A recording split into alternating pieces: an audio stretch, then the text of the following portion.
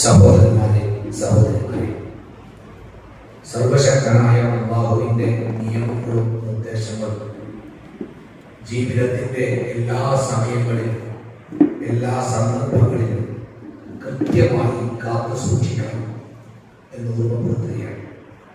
അല്ലാഹുവിനെ സൂക്ഷിച്ച് ജീവിക്കുന്ന മുത്തഖികളാണ് സർവശക്തൻ നമുക്ക് ഏവർക്കും തൗഫീഖ് നൽകുമാറാകട്ടെ. നമ്മുടെ ഈ ഒരുമിച്ചുകൂടൽ പരലോകത്ത് ഉപകരിക്കുന്ന സൽക്കർമ്മമായി പടച്ചറപ്പ് സ്വീകരിക്കുമാറാകട്ടെ. അല്ലാഹുവിന്റെ മലക്കുകളുടെ പ്രാർത്ഥന ലഭിക്കുന്ന ബർക്കത്തുള്ള ഒരു സദസ്സായി ഈ സദസ്സിനെ റബ്ബ് സ്വീകരിക്കുമാറാകട്ടെ. ഈ പ്രദേശത്ത് അല്ലാഹുവിന്റെ ദീന് പ്രബോധനം ചെയ്യുന്നതിന് വേണ്ടി നമ്മൾ ആവിഷ്കരിച്ച ഒരു പ്രബോധന സംരംഭത്തിന്റെ രണ്ടാമത്തെ അല്ലെങ്കിൽ മൂന്നാമത്തെ സദസ്സിലാണ് നമ്മൾ ഇന്ന് ഒത്തുകൂടിയിരിക്കുന്നത്. ഇന്നത്തെ ദിവസത്തിൽ നമുക്ക് സംസാരിക്കാനുള്ള വിഷയം നമ്മുടെ ജീവിതവുമായി ഏറെ ബന്ധപ്പെട്ട ഒരു വിഷയമാണ്. അല്ലാഹു സുബ്ഹാനഹു വ തആല മനുഷ്യനെ ഈ ഭൂമിയിലേക്ക് സൃഷ്ടിച്ച് പറഞ്ഞയച്ചത് എന്തിനു വേണ്ടിയാണ് എന്ന ചോദ്യത്തിന് നമ്മുടെ കൂട്ടത്തിലെ കൊച്ചുകുട്ടി പോലും മറുപടി പറയും. വമാ ഖലഖ്തുൽ ജിന്ന വൽ ഇൻസ ഇല്ലാ ലിയഅ്ബുദൂൻ. നമ്മളൊക്കെ ചിലപ്പോൾ ചോദിക്കാറില്ലേ, കുറച്ച് പണം ഉണ്ടാക്കാൻ പറ്റിയിട്ടില്ലെങ്കിൽ, ഒരു വീട് വെക്കാൻ പറ്റിയിട്ടില്ലെങ്കിൽ, ഒന്ന് സുഖമായിട്ട് ജീവിക്കാൻ പറ്റിയില്ലെങ്കിൽ എന്തിനാ ഇപ്പൊ നമ്മളൊക്കെ ഇവിടെ ജീവിക്കുന്നത് എന്ന് ചിലപ്പോൾ നമ്മളൊക്കെ പരസ്പരം ചോദിക്കാറുണ്ട്. സത്യത്തില് നമ്മൾ ഈ ലോകത്ത് ജീവിക്കുന്നത്, ഈ ലോകത്തിലേക്ക് നമ്മുടെ സൃഷ്ടാവ് പറഞ്ഞയച്ചത് എന്തിനു വേണ്ടിയാണ്? ആ സൃഷ്ടാവിന്റെ കൽപ്പനകൾ പാലിച്ചുകൊണ്ട് ജീവിക്കുന്നത് ആരാണ് എന്ന് പരിശോധിക്കുന്നതിന് വേണ്ടി. അതാണ് വമാ ഖലഖ്തുൽ ജിന്ന വൽ ഇൻസ ഇല്ലാ ലിയഅ്ബുദൂൻ. ജിന്നുകളെയും മനുഷ്യരെയും നാം സൃഷ്ടിച്ചിട്ടില്ല ഇല്ലാ ലിയഅ്ബുദൂൻ, അവർ നമ്മെ ആരാധിക്കുന്നതിന് വേണ്ടിയല്ല. എന്താണ് അല്ലാഹുവിനെ ആരാധിക്കുക എന്നതിന്റെ അർത്ഥമാണ്? അല്ലാഹുവിനെ ആരാധിക്കുക എന്ന് പറഞ്ഞാൽ അല്ലാഹുവിന്റെ കൽപ്പനകൾ പാലിച്ചുകൊണ്ട് ആ കൽപ്പനകൾക്ക് വിധേയരായി അല്ലാഹുവിന് ജീവിതം സമർപ്പിച്ചുകൊണ്ട് ജീവിക്കുക എന്നാണ് ആ പദം കൊണ്ട് ഉദ്ദേശിക്കുന്നത്. നോക്കൂ, ഒന്നാമത്തെ മനുഷ്യൻ ആദം നബി അലൈഹിസ്സലാത്തു വസ്സലാമിനെ അല്ലാഹു സുബ്ഹാനഹു വ തആല സ്വർഗത്തിൽ പാർപ്പിച്ച് കൂടെ ഭാര്യയും എല്ലാ സുഖങ്ങളും സൗകര്യങ്ങളും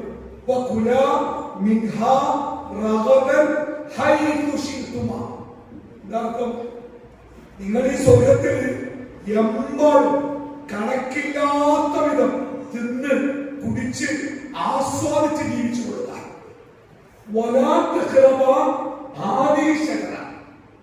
ഈ മരത്തിന്റെ അടുത്തേക്ക് അടുക്കാൻ പാടില്ല. ആ മരത്തിന്റെ അടുത്തെത്തുകയോ ആ മരത്തിന്റെ പഴം തിന്നുകയോ ചെയ്താൽ നിങ്ങൾ അക്രമികളാണ്. ആ മരത്തിന് എന്തെങ്കിലും ഒരു പ്രത്യേകത ഉള്ളതായിട്ട് നിങ്ങൾ മനസ്സിലാക്കിയിട്ടില്ല. സ്വർഗത്തില് ലക്ഷക്കണക്കിന് മരങ്ങൾ. സ്വർഗത്തിലെ മരങ്ങളുടെ പ്രത്യേകതയൊക്കെ റസൂലുള്ളാഹി സ്വല്ലല്ലാഹു അലൈഹി വസല്ലം പറഞ്ഞത്, ഓരോ മരത്തിന്റെ തണലുകളും 100 കണക്കിന് വർഷം നമ്മൾ സഞ്ചരിച്ചാലും തീരാത്ത അത്രയും നീണ്ട തണലുകളുള്ള വൻ വൃക്ഷങ്ങളാണ്. ജന്നത്തിൽ ആണല്ലോ സ്വർഗത്തിൽ പറയുന്ന പേര് ജന്നത്ത്. ജന്നത്ത് എന്ന വാക്കിന്റെ അർത്ഥം ശരിക്കും തോട്ടമാണ്. തോട്ടം. അപ്പൊ ആയിരക്കണക്കിന് അല്ലെങ്കിൽ 10,000-കണക്കിന് അല്ലെങ്കിൽ കണക്കാക്കാനാവാത്ത അത്രയും മനോഹരമായ വൃക്ഷങ്ങളും ഫലങ്ങളും ഒക്കെയുള്ള നമ്മുടെ മനസ്സുകൊണ്ട് സങ്കല്പിച്ചെടുക്കാനാവാത്ത വലിയ തോട്ടമാണ് സ്വർഗം. ആ സ്വർഗത്തില് അല്ലാഹു ആദമിനോടും അവയോടും പറഞ്ഞത് നിങ്ങൾ സുഭിക്ഷമായി ഇഷ്ടം പോലെ നിങ്ങൾ സ്വർഗത്തില്, സ്വർഗവും ഭൂമിയും തമ്മിലുള്ള ഒരു പ്രധാന വ്യത്യാസം തന്നെയാണ്. ഭൂമിയിൽ എന്ത് നമ്മൾ ആഗ്രഹിച്ചത് കിട്ടിയാലും കുറച്ച് കഴിഞ്ഞാൽ മടുക്കും. എനിക്ക് ചിക്കൻ ബിരിയാണി വേണം, നാസറൊക്കെ കൂടി അവരെ പ്ലേറ്റ് ചിക്കൻ ബിരിയാണി കൊടുക്കുന്നത് ഞാൻ തിന്ന് കുറച്ചും കൂടി വേണം വന്ന് കുറച്ചും കൂടി ഇട്ട് പിന്നെ കുറച്ചും കൂടി ഇട്ട് എന്തായി അടുത്ത് ഇനി നാളെ രാവിലെ വീണ്ടും ചിക്കൻ ബിരിയാണി എടുത്താലോ വേണ്ട എന്നിട്ട് സാധാ ചോറ് അടുത്ത്. ഈ ലോകത്തിലെ ജീവിതത്തിൽ എന്തും അങ്ങനെ നമ്മൾക്ക് ആസ്വാദനമുള്ള നമുക്ക് ഇഷ്ടപ്പെടുന്ന എന്തും കുറച്ച് കഴിഞ്ഞാൽ മടുക്കും. സ്വർഗത്തിന്റെ പ്രത്യേകതകള് അത് മടുക്കൂല, മടുപ്പില്ലാതെ മടുപ്പില്ലാതെ എത്രയും നിങ്ങൾ ആസ്വദിച്ചു കൊള്ളുക. ഈ മനസ്സിന്റെ അതെ, അതാണ് അള്ളാഹുവിന്റെ രീതി. ഇഷ്ടം പോലെ മനുഷ്യർക്ക് വേണ്ടതൊക്കെ കൊടുത്തിട്ട് ഒരു വല കിട്ടുന്ന ആ വലന്റെ അപ്പുറത്തേക്ക് പോകാൻ പാടില്ല. സത്യത്തില് ആ മരത്തിന്റെ പഴം ആദമോ അവൻ തിന്നാല് അള്ളാഹ് എന്ത് നഷ്ട? ഇബ്ലീസ് പറഞ്ഞ് പറ്റിച്ചിട്ടുണ്ടല്ലോ. ആ മരത്തിന് ഒരു പേരിട്ട് ശതരത്തിൽ ഹുൽദി എന്ന് പറഞ്ഞു. ഹുൽദ് എന്ന് പറഞ്ഞാല് കാലാകാലം ജീവിക്കുവാൻ ആ മരം കാരണമാകുന്ന, അതായത് ആ മരത്തിന്റെ പഴമെന്നാലും ആരെങ്കിലും തിന്നാൽ പിന്നെ ഒരു കാലത്തും അവനെ സ്വർഗത്തിൽ നിന്ന് പുറത്താക്കാൻ പടച്ചോ വിചാരിച്ച പോലെ നടക്കില്ല. അതുകൊണ്ടാണ് പടച്ചോ പറഞ്ഞത് അതിന്റെ പഴം തിന്നരുത്. അതുകൊണ്ട് നിങ്ങൾക്ക് ആരും പുറത്താക്കാതെ കാലാകാലം ഇവിടെ ജീവിക്കണമെങ്കിൽ അതിന്റെ പഴം തിന്നോളില്ല ഓരെ പ്രലോഭിച്ച്. പാവങ്ങള് ആ പ്രലോഭനത്തിൽ വീണ് ആ പഴം തിന്നു. ഈ പറഞ്ഞ എന്തെങ്കിലും ഗുണമുണ്ടായോ? ഇല്ലല്ലോ, പുറത്തായി. പക്ഷെ നമ്മൾ മനസ്സിലാക്കേണ്ട സംഗതി, എന്തുകൊണ്ടാണ് അല്ലാഹു ആ മരത്തിന്റെ പഴം തിന്നരുതെന്ന് ആദമിനോട് പറഞ്ഞത്? വിഷമോ ഒന്നുമില്ലല്ലോ. പിന്നെന്തേത്? അതിന്റെ പഴം തിന്നാല് അള്ളാഹ് വല്ല നഷ്ടം വരും? അള്ളാഹ് തോൽപ്പിക്കോ? കാലാകാലം സ്വർഗത്തിലാവോ? ഇല്ലല്ലോ. പിന്നെ എന്തിന് ആ മരത്തിന്റെ പഴം തിന്നരുതെന്ന് അള്ളാഹു ആദമിനോട് പറഞ്ഞത്? അതാണ് അള്ളാഹു മനുഷ്യരിൽ നിന്ന് പ്രവേശിക്കുന്നത്. അള്ളാഹു ഒരു കാര്യം പറഞ്ഞാൽ ആ പറഞ്ഞതിന്റെ അപ്പുറത്തേക്ക് ആ മനുഷ്യൻ പോകാതിരിക്കുക, അതാണ് മനുഷ്യന്റെ ഉത്തരവാദിത്വം. എന്നോട് ഞങ്ങൾ ആണുങ്ങളോട് അള്ളാഹു പറഞ്ഞു, നിങ്ങൾ സ്വർണത്തിന്റെ ആഭരണം ധരിക്കാൻ പാടില്ല. എന്നപ്പോ എന്റെ പെണ്ണുമ്മ സ്വർണത്തിന്റെ ഒരു മോതിരട്ടാല് ആകാശം വിടിഞ്ഞു പോയി വീഴും. എന്റെ പെണ്ണുങ്ങളെ 2-3 പേരുടെ മോതിരം എന്റെ പെണ്ണുങ്ങൾ നിങ്ങൾ കാണാൻ വെച്ചു നോക്കില്ല. ഒരു സ്വർണ്ണ മോതിരം കെട്ടിയ രസമുണ്ടാവില്ലേ? ക്ഷേത്രത്തിനകത്ത് ഒരു മോതിരം വാങ്ങാൻ ഒരു 10,000 റുപ്യ കീശയിലേക്ക് അല്ലല്ലോ. പിന്നെന്ത്? അള്ളാഹു പറഞ്ഞിട്ടുണ്ട് എന്നോട് സ്വർണ്ണ മോതിരം ധരിക്കരുത്, സ്വർണ്ണാഭരണം ധരിക്കരുത്. എന്നൊക്കെ ഞാൻ സ്വർണ്ണാഭരണം ധരിച്ചത് ഒന്നുമില്ല. പക്ഷേ നിന്റെ വാക്ക് എന്നോട് പറഞ്ഞിട്ടുണ്ട് സ്വർണ്ണാഭരണം ധരിക്കരുത്. ഞാൻ ഉടുത്ത തുണി നെരിയാണിയുടെ താഴേക്ക് താഴരുത്. അള്ള വെച്ച് വരിക. എന്റെ താഴ്ന്ന പറ്റിയ എന്റെ തുണി നെരിയാണിയുടെ താഴേക്ക് ഇത്തിരി താഴ്ന്നാല് ആകാശം തുണി വീഴോ, ഭൂമി പിളർന്നു പോകും. എന്ത്? ഒന്നുമില്ല. അള്ളാഹു ഒരു വര വരച്ചിട്ടുണ്ട്, അതിന്റെ അപ്പുറത്തേക്ക് പോകരുത്. അല്ലേ? പലിശ വാങ്ങരുത്, പലിശ കൊടുക്കരുത്, പരദൂഷണം പറയരുത്, കളവ് പറയരുത്, മാതാപിതാക്കളെ ചീത്ത പറയരുത്, കള്ളു കുടിക്കരുത്. ഒരുപാട് അരുതുകളുണ്ട്, ഒരുപാട് അരുതുകൾ. എന്തിനാണ് അല്ലാഹു സുബ്ഹാനഹു വ തആല മനുഷ്യരോടുള്ള ജീവിതത്തിൽ ഇത്തരം ചില അതിർത്തികൾ, അരുതുകൾ നിശ്ചയിച്ചത്? എന്തിനാണ്? ഇതാണ് ഇന്നത്തെ നമ്മുടെ സംസാരത്തിന്റെ വിഷയം.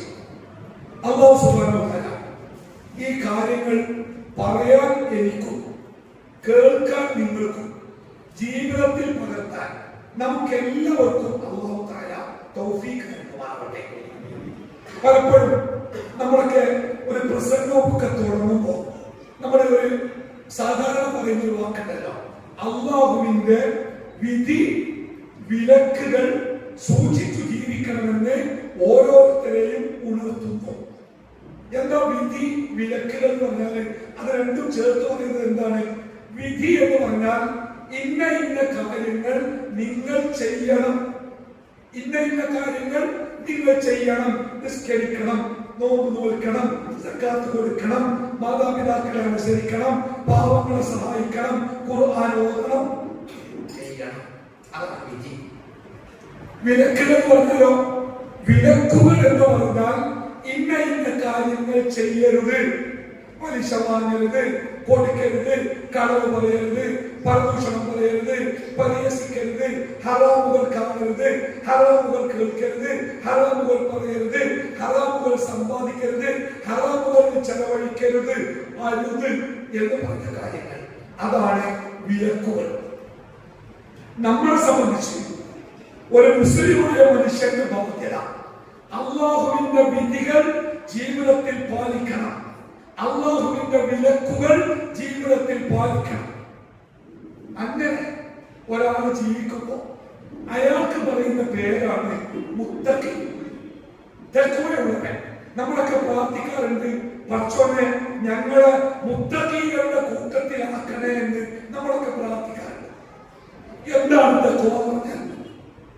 തഖ്വ എന്ന വാക്കിന് സാധാരണ നമ്മൾ മലയാളത്തിൽ പറയുന്ന അർത്ഥം സൂക്ഷ്മത. പക്ഷേ സൂക്ഷ്മത എന്ന അർത്ഥത്തിൽ തഖ്വ എന്ന പദം പൂർണ്ണമായിട്ട് ഒതുങ്ങൂല. തഖ്വ എന്ന അർത്ഥം ഒന്നുകൂടി വിശാലമാണ്. എന്നിരുന്നാലും നമുക്ക് സൂക്ഷ്മത എന്ന അർത്ഥത്തിൽ തഖ്വയെ ഒന്ന് മനസ്സിലാക്കാൻ ശ്രമിക്കാം. എന്റെ ശബ്ദത്തിന് ഒരു പ്രശ്നമുണ്ട്.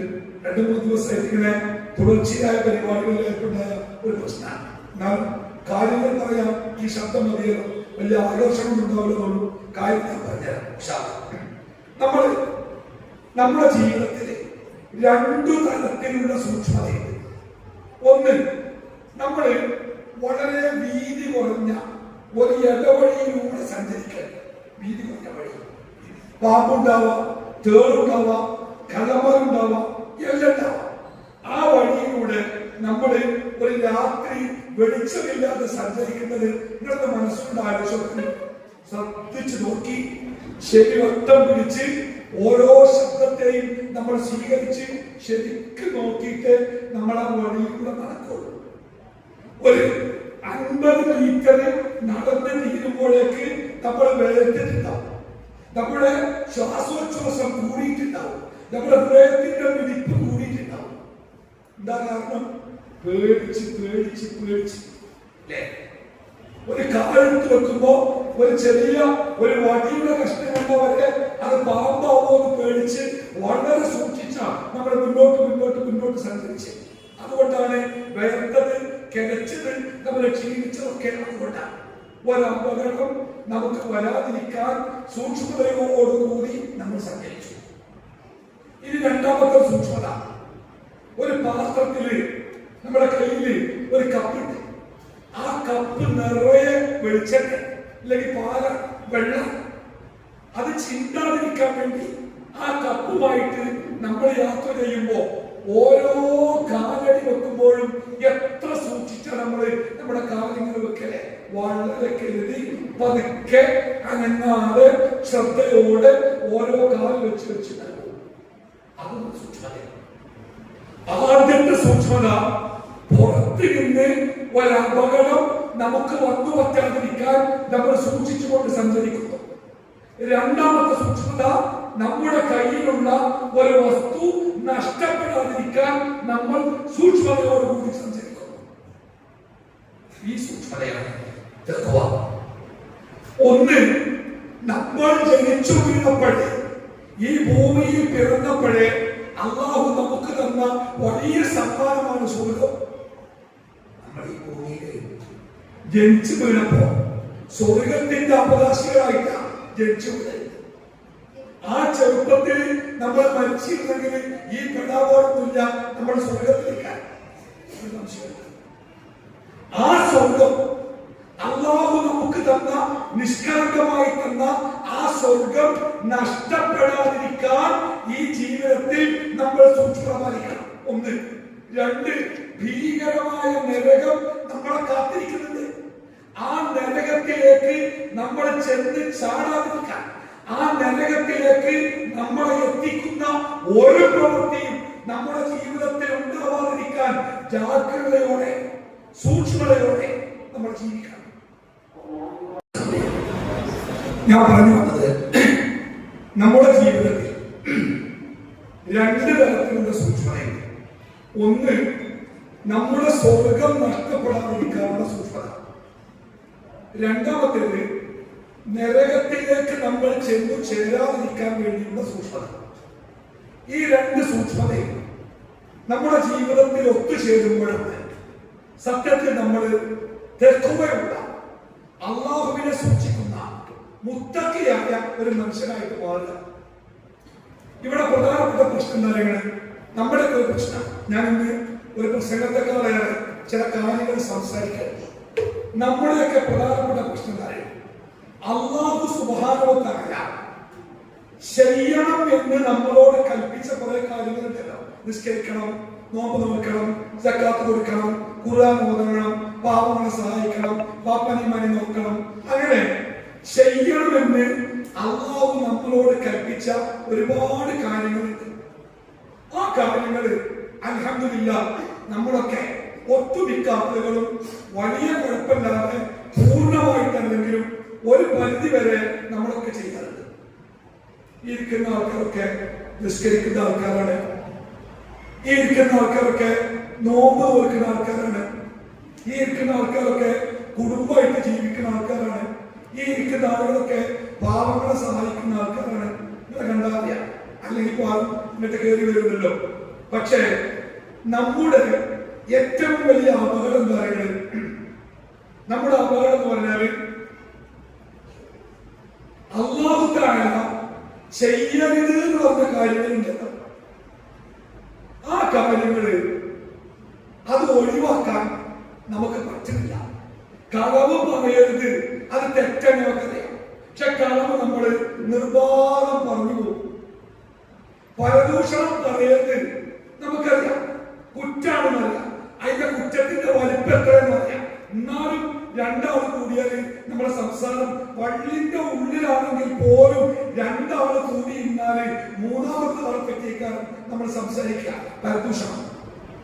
സാമ്പത്തികമായി പലിശ എന്നത് വിശുദ്ധ ഖുർആൻ ഏറ്റവും ഒരുപക്ഷെ ശിർക്ക് കഴിഞ്ഞാൽ പിന്നെ ഖുർആൻ ഏറ്റവും ഗൗരവത്തോടുകൂടി താക്കീത് നൽകിയ വലിയ കുറ്റമാണ് പലിശ. പക്ഷേ പലിശയുടെ ഒരു ബാങ്കിലെ ഒരു ലോണിന്റെ ഒരു പുസ്തകം കീശയില്ലാത്ത ആൾക്കാർ കുറവേക്കാൻ. ഹറാമായ കാര്യങ്ങളെ കാണരുത് എന്ന് പറഞ്ഞിട്ടുണ്ട്. കാണാൻ പാടില്ലാത്ത കാര്യങ്ങൾ എന്താണ് നമുക്കറിയാം. പക്ഷെ ഒരു ദിവസം നേരം കൊടുത്ത് വൈകുന്നേരമാകുമ്പോത്തിന് എത്ര ഹറാമുകൾ കാണും നമ്മൾ, എത്ര ഹറാമുകൾ പറയും നമ്മൾ, എത്ര ഹറാമുകൾ നമ്മൾ അനുഭവിക്കും നമ്മൾ. അപ്പൊ നമ്മുടെ പ്രശ്നം എന്താ വെച്ചാൽ അല്ലാഹു ചെയ്യണമെന്ന് പറഞ്ഞ കാര്യങ്ങൾ ഒട്ടുമിക്ക കാര്യങ്ങളും ഭംഗിയായി നമ്മൾ ചെയ്യും. പക്ഷേ ചെയ്യരുത് എന്ന് പറഞ്ഞ കാര്യങ്ങൾ വിട്ടുകളയും. ഒരു ഹദീസിൽ ഒരിക്കൽ റസൂലുള്ളാഹി സ്വല്ലല്ലാഹു അലൈഹി വസല്ലം പറഞ്ഞു, ചില ദൗർഭാഗ്യവാന്മാരായ ആളുകളുണ്ട്, അവര് നരകത്തിൽ ഭീകരമായ ശിക്ഷയ്ക്ക് വിധേയമാക്കപ്പെടും. അപ്പൊ സഹാബത്ത് ചോദിച്ചു, അവരാരാണ്, എന്താ ഒരു അടയാളം? അപ്പൊ റസൂൽ പറഞ്ഞു, അവർ രാത്രി നിസ്കരിക്കും, അവർ നോമ്പ് നോക്കും, എല്ലാ കാര്യത്തിലും എല്ലാവരും അവരുണ്ടാവും. പക്ഷേ അവർ ഒറ്റക്കാവുന്ന സമയങ്ങളിൽ അവർ ഹറാമുകളിലേക്ക് മടിയില്ലാതെ പോകും.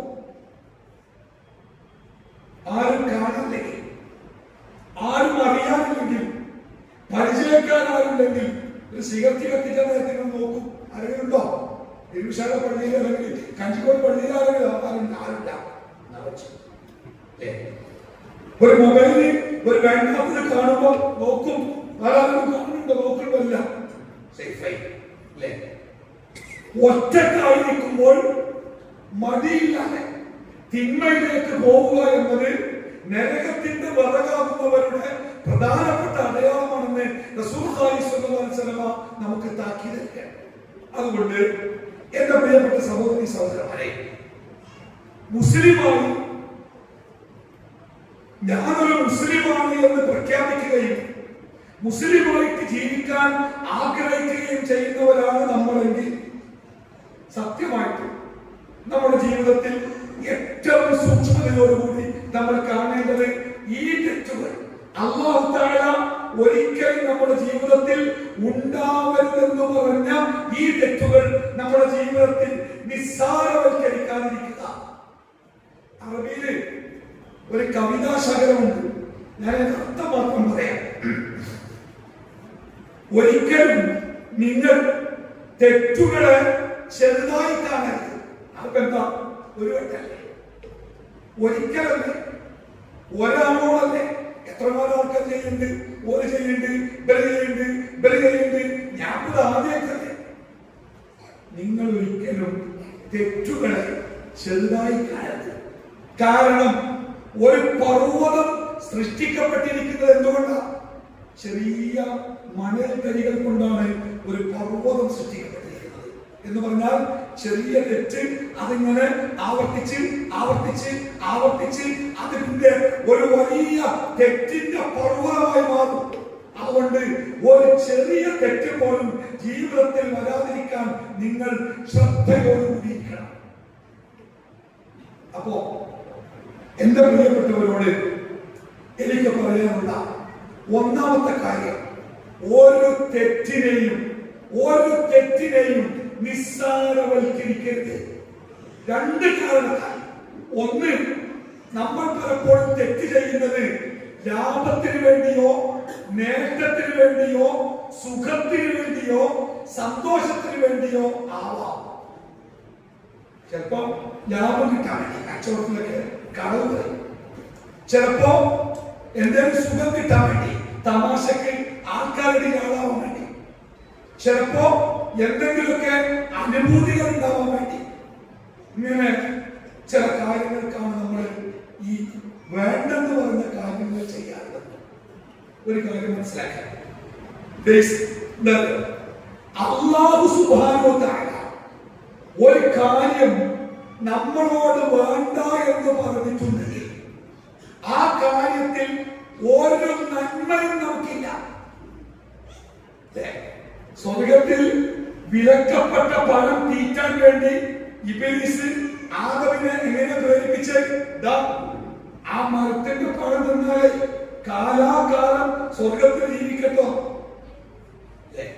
അതേപോലെ ഇബ്ലീസ് പറയില്ല, അത് ചെയ്താലേ നല്ല രസീകാരം, അത് ചെയ്താലേ നല്ല സുഖീകാരം, അത് ചെയ്താലേ നല്ല ലാഭം കിട്ടും. പക്ഷേ അടിസ്ഥാനപരമായി മനസ്സിലാക്കുക, അല്ലാഹു നമുക്ക് ഒരു കാര്യം വിരോധിച്ചിട്ടുണ്ടെങ്കിൽ ആ വിരോധിച്ചതിൽ ഒരു തരത്തിലുള്ള നന്മയും നമുക്കില്ല. പ്രവാചകൻ മദീനയിൽ കള്ള് ഹറാമാക്കി. അന്നത്തെ കള്ള് എന്നാൽ ഇന്നത്തെ വിഷക്കള്ളമല്ല, സിന്തറ്റിക് കള്ളമല്ല. അന്ന് കള്ളുണ്ടാക്കിയ മുന്തിരി, നല്ല പഴുത്ത മുന്തിരി വായു കടക്കാത്ത വലിയ മണ്ഡലങ്ങളിലിട്ട് തുണി കൊണ്ട് കെട്ടിയിട്ട് മണ്ണിൽ കുഴിച്ചു 30, 40, 90 ദിവസമൊക്കെ കഴിഞ്ഞിട്ട് അത് പുറത്തെടുക്കുമ്പോ ആ മുന്തിരി അരിഞ്ഞ് അതൊരു ദ്രാവകമായിട്ടുണ്ടാവും. നമ്മുടെ നാട്ടിലൊക്കെ ഉണ്ടാക്കല്ലേ ഈ നെല്ലിക്കൊക്കെ ശർക്കരയൊക്കെ കുട്ടികളെ കുഴിച്ചിട്ടാണ് നല്ല നെല്ലിക്കന്റെ അരിഷ്ടണ്ടാവും. അതേപോലെ ഒരു കള്ളുണ്ടാക്കി. ആ കള്ളാണ് ഇസ്ലാം വിരോധിച്ച്. പിന്നെ അപ്പത്തെ കള്ളിന്റെ കഥ പറയണം. മനുഷ്യരെ കൊന്നു വരുന്ന രാസവസ്തുക്കളെ കുത്തിനെ വെച്ച സിന്തറ്റിക് ലഹരി വസ്തുക്കൾ എന്തോ ലാഭക്കാരം. ആ കള്ള് റസൂൽ വിരോധിച്ചു. ഇനി ആരും കള്ളുണ്ടാക്കാൻ പാടില്ല, കുടിക്കാൻ പാടില്ല, കച്ചവടം ചെയ്യാൻ പാടില്ല, നിയമം വന്നു. അങ്ങനെ ചില ആൾക്കാർ വന്നിട്ട് പറഞ്ഞു, റസൂലെ ഞങ്ങളുടെ നാട്ടിൽ ഒരാള് ഇപ്പോഴും ഈ മുന്തിരി കൊണ്ട് ഈ സാധനം ഉണ്ടാക്കരുത്. ആളെ പറഞ്ഞു, ഓനെ കുറിച്ച് പറയാൻ. അയാള് പ്രവാചകന്റെ മുമ്പിൽ ഇങ്ങനെ വച്ച് നിന്നതാ പേടിച്ചിട്ട്. റസൂൽ ചോദിച്ചു, നിങ്ങൾ ഇപ്പോഴും കള്ള് ഉണ്ടാക്കുന്നുണ്ട് എന്ന് വിവരം കിട്ടിയിട്ടുണ്ട് എന്ന അവസ്ഥ. അദ്ദേഹം പറഞ്ഞു, റസൂലെ ഞാൻ ഉണ്ടാക്കട്ടെ. പക്ഷേ ഞാൻ ഉണ്ടാക്കുന്ന കള്ള് ഖംറ് അത് ആളുകൾ കുടിക്കുന്നത് ലഹരിക്ക് വേണ്ടിയല്ല. ഞാൻ ഉണ്ടാക്കുന്ന ഈ കള്ള് അത് വയറുവേദനയുള്ള ആളുകൾക്ക്, വയറിന് അസുഖമുള്ള ആളുകൾക്ക് അതൊരു മരുന്നായിട്ടാണ് ഞങ്ങൾ നാട്ടിലെ ആൾക്കാർ കുടിക്കണേ. അതുകൊണ്ട് ഞാൻ കുറച്ച് ഉണ്ടാക്കരുത്, അത് ഈ മരുന്നായിട്ട് കുടിക്കാനാണ് ഉപയോഗിക്കണേ. നമ്മുടെ നാട്ടിലുണ്ട് ചില വൈദ്യശോപ്പിലൊക്കെ വൈകുന്നേരം ഭയങ്കര തിരക്കില്ല. എന്താ അറിയോ, അരിഷ്ടം കുടിക്കാൻ വരുന്ന ആൾക്കാരെ. എന്താ ഇഷ്ടം? അവിടെ അരിഷ്ടം. വൈകുന്നേരം പണിയാൻ വരുന്ന ആൾക്കാരൊക്കെ 1 ഔൺസ് 2 ഔൺസ് ഒക്കെ കുടിച്ചുകൊണ്ട് ചെറിയ കുറച്ചിങ്ങനെ പോകണം. അസുഖമൊന്നുമില്ല, ആ അരിഷ്ടത്തിന് ഒരു തരിപ്പുണ്ട്. അതെന്നെ ഇയാളും പറഞ്ഞു. ഞാൻ ഉണ്ടാക്കുന്നത് ഇത് കുടിച്ചാൽ ലഹരിക്കല്ല, വയറിന്റെ അസുഖം മാറാനാണ്. നബി സല്ലല്ലാഹു അലൈഹി വസല്ലം പറഞ്ഞ തരങ്ങളിൽ അല്ലാഹു നിഷിദ്ധമാക്കിയതിൽ ഒരു ഖൈറുമില്ല, ഒരു രോഗം മാറൂല. അത് മരുന്നല്ല, അത് രോഗമാണ്. എങ്ങനെ നമ്മളൊക്കെ ചെറുപ്പക്കാരെ ഈ ലഹരിയിലേക്ക് പോകാൻ എങ്ങനെയാ? നിങ്ങള് ഫസ്റ്റ് തുടങ്ങൽ എന്താ അറിയാം? ബിയറൊക്കെ കുടിച്ചാൽ എന്താ ന്യായീകരണം പറയാമല്ലോ? മൂത്രച്ചൂടിന് എന്താണ്? മൂത്രച്ചൂട് പറ്റും. എന്നിട്ട് ഞാൻ ചൊക്കള കുപ്പി ഫ്രിഡ്ജിലൊക്കെ കൊണ്ടുവന്നു. ഗൾഫിൽ വരുമ്പോ പാപ്പാരന്മാരൊക്കെ എന്താ കുപ്പി? അമ്മ ടോണിക്കാണ്, മൂത്രച്ചൂട് വെച്ചതാണ്. പിന്നെ ഫുള്ള് ചൂടാകുമ്പോഴേ നാട്ടുകാരെ അറിയുള്ളൂ ഇത് മൂത്രച്ചൂടല്ല, സംഗതി വേറെ ചൂട്. തുടങ്ങുക അങ്ങനെയാണ്. അതുകൊണ്ട് റസൂൽ തന്നെ അതില് യാതൊരു നന്ദിയില്ല. അള്ളാഹു ഒരു കാര്യം നിഷിദ്ധമാക്കിയിട്ടുണ്ടോ അത് നിങ്ങൾക്ക് ദ്രോഹകരമാണ്, നിങ്ങൾക്ക് ദോഷകരമാണ്. അതുകൊണ്ടാണ് ഭക്ഷണം നിഷിദ്ധമാക്കി. അപ്പോ നമ്മുടെ നാട്ടില് ഞാൻ എന്റെ ടിവിയില് ടെലിവിഷനില് ഈ മാസം പൈസ അയച്ചിട്ടില്ല. എന്റെ ടി വി നെക്കിയാല് ആ നീര വിളിച്ചങ്ങനെ വരും. അപ്പൊ വീട്ടിൽ ചെന്ന് ഈ പ്രാവശ്യം കേരളത്തിന് പൈസ കയറ്റാത്ത ഞാൻ പ്രാവശ്യം കയറ്റണ്ട. എന്റെ ഒന്നല്ല, ആ സിനിമ ലോകത്തെ വിവാദം ഒന്ന് കഴിയട്ടെ, എന്നിട്ട് നമുക്ക് പൈസ കയറ്റാം. കാരണം തുറന്ന കേൾക്കണേ കുട്ടികളൊപ്പം കേൾക്കാൻ പറ്റാത്ത പ്രത്യേകമാണ്. ഇന്നെ പേടിപ്പിച്ചു, ഇന്നെ പേടിപ്പിച്ചു, ഇന്നെ പേടിപ്പിച്ചു, മുസ്ലിം കുടിയിലാണ് ഇങ്ങനെ പറയുന്നത്. അപ്പൊ നമ്മളെ കുട്ടികളൊക്കെ കേൾക്കേണ്ടത് ഞാൻ വേണ്ട അല്ലേ? അപ്പൊ ഓരോരുത്തർ പറയുന്നത് ഇന്നെ ഹോട്ടൽ റൂമൊക്കെ പിടിപ്പിച്ച് ഞാൻ ചെന്നപ്പോ അവിടെ ആരുണ്ടേനി അവിടെ പീഡിപ്പിച്ച്, ഇവിടെ കൊണ്ടേ പീഡിപ്പിച്ച്, ഇവിടെ കൊണ്ടേ പീഡിപ്പിച്ച്, അങ്ങനെ പറയാം. അപ്പൊ ഞാൻ ഒരാഴ്ച മുമ്പ് സോഷ്യൽ മീഡിയയിൽ ഒരു ലേഖനുണ്ട്. ആ ലേഖനം എഴുതിയത് ഒരു വനിതാ സാഹിത്യകാരിയ, മുസ്ലിമൊന്നല്ല. അവിടെ എഴുതിയ ലേഖനങ്ങള് ഈ പീഡിപ്പിച്ചു എന്നെ ഹോട്ടൽ റൂമിൽ പീഡിപ്പിച്ചു എന്നൊക്കെ പറയുന്ന പെണ്ണുങ്ങൾക്ക് അവരെ ഹോട്ടൽ മുറിയിലേക്ക് വിളിച്ചപ്പോ എന്തുകൊണ്ട് അവർ ചോദിച്ചില്ല ഹോട്ടൽ മുറിയിൽ ആരൊക്കെ ഉണ്ട്? ഒരാണ് ഒറ്റക്കാണ് എന്ന് പറഞ്ഞാൽ ആ മുറിയിലേക്ക് ഞാൻ വരില്ല എന്ന് എന്തുകൊണ്ട് നിങ്ങൾ പറഞ്ഞില്ല? അല്ലെങ്കിൽ ഞാൻ വരുമ്പോൾ എന്റെ കൂടെ എന്റെ വാപ്പ, എന്റെ പെണ്ണ്, എന്റെ ബ്രദർ, എന്റെ കസിന്, എന്റെ ഹസ്ബൻഡ് എന്റെ കൂടെ ഉണ്ടാവും. ഞാൻ ഒരാളെ കൂട്ടിയിട്ട് വരുള്ളൂ എന്ന് എന്തെങ്കിലും പറഞ്ഞത്? ഒറ്റക്ക് വരണമെന്ന് പറഞ്ഞപ്പോ എന്തിനാണ് ഒറ്റക്ക് പോയത്? നമ്മളെ ഭാവം, നമ്മുടെ ഇസ്ലാം മതം 1500 കൊല്ലം മുമ്പ് പറഞ്ഞേ ഒരു സ്ഥലത്ത് ഒരാണും ഒരു പെണ്ണും ഒരിക്കലും ഒറ്റക്കാവാൻ പാടില്ല. അത് ചീത്താണും പെണ്ണുമല്ല, മോശം സ്വഭാവമുള്ള ആണും പെണ്ണുമല്ല.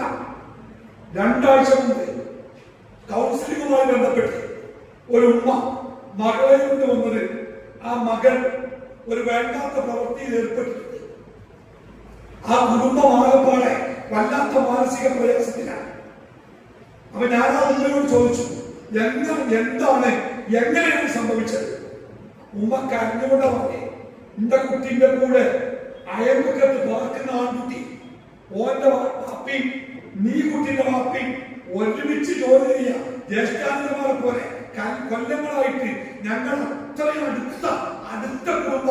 ഏത് കാര്യം ഒരു ഭക്ഷണം ഉണ്ടാക്കിയപ്പോഴും അവിടെ ഇവിടെയും കൊടുക്കാതെ ഞങ്ങൾ കഴിക്കാറില്ല, അത്ര അടുപ്പ. അപ്പോ ആ വീട്ടിലെ ആൺകുട്ടി ഞങ്ങളെ മകനെ പോലെ വിചാരിക്കുന്ന കുട്ടിയാ. അവൻ എന്റെ മോളടുത്ത് ഓളെ കൂടെ വായിക്കാനും പഠിക്കാനും വേണ്ടി വരാറുണ്ട്. ഒരിക്കൽ ഞങ്ങളില്ലാത്ത സമയത്ത് അവർ വീട്ടിൽ വന്നപ്പോ അപ്പോഴാണ് ഉസ്താദ് ഇങ്ങനെയൊക്കെ സംഭവിച്ചത്. ആ ഉമ്മ കരഞ്ഞു. ഇവിടെ ഇസ്ലാം മതം വളരെ കൃത്യമായി പറഞ്ഞു. ഒരാണും ഒരു പെണ്ണും പ്രത്യേകം ശ്രദ്ധിക്കണം. ഒരു മോശപ്പെട്ട ആണും ഒരു മോശപ്പെട്ട പെണ്ണും എന്നല്ല റസൂൽ പറഞ്ഞേ. ഒരാണും ഒരു പെണ്ണും ഒരു സ്ഥലത്ത് ഒറ്റക്കാവരുത്. ഒറ്റക്കായ അവരിലേക്ക് മൂന്നാമനായി ഇബ്ലീസ് കടന്നു വരും. പിന്നെ ഓരോ വാക്കും ഓരോ നോക്കും ഓരോ സ്പർശനം ഓരോ സംസാരം ഓരോ ചിന്തയൊക്കെ മൂപ്പരാണ് സംവിധാനം ചെയ്യാൻ. ആര്? ഇബ്ലീസ്. അപ്പൊ നമുക്ക് അത് അങ്ങനെയൊന്നുമില്ല. അത് അങ്ങനെയൊക്കെ പറഞ്ഞ മോശമാണ്.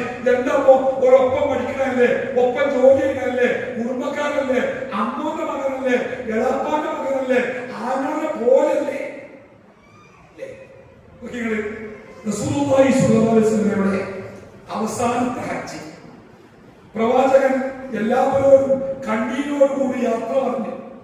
ആ ഹജ്ജൻ എല്ലാവരും സങ്കടത്തിലാണ്. ആ ഹജ്ജിന് പ്രവാചകൻ അവരോട് പറഞ്ഞു സ്വല്ലല്ലാഹു അലൈഹി വസല്ലം എന്താ പറഞ്ഞാലോ, ഖുദൂ അന്നീ മനാസികക്കും. നിങ്ങളുടെ ഹജ്ജിനെ പറ്റി എന്തറിയാമെങ്കിലും അത് ഇന്നോട് ചോദിച്ച് മനസ്സിലാക്കണം. ഇനി ഇത് പറഞ്ഞുതരാൻ ഞാൻ ഉറപ്പുണ്ടാവില്ല. എല്ലാവരും ഞാൻ പറയുന്ന പോലെ കാര്യങ്ങൾ ചെയ്യണം, എന്നോട് ചോദിച്ച് മനസ്സിലാക്കണം.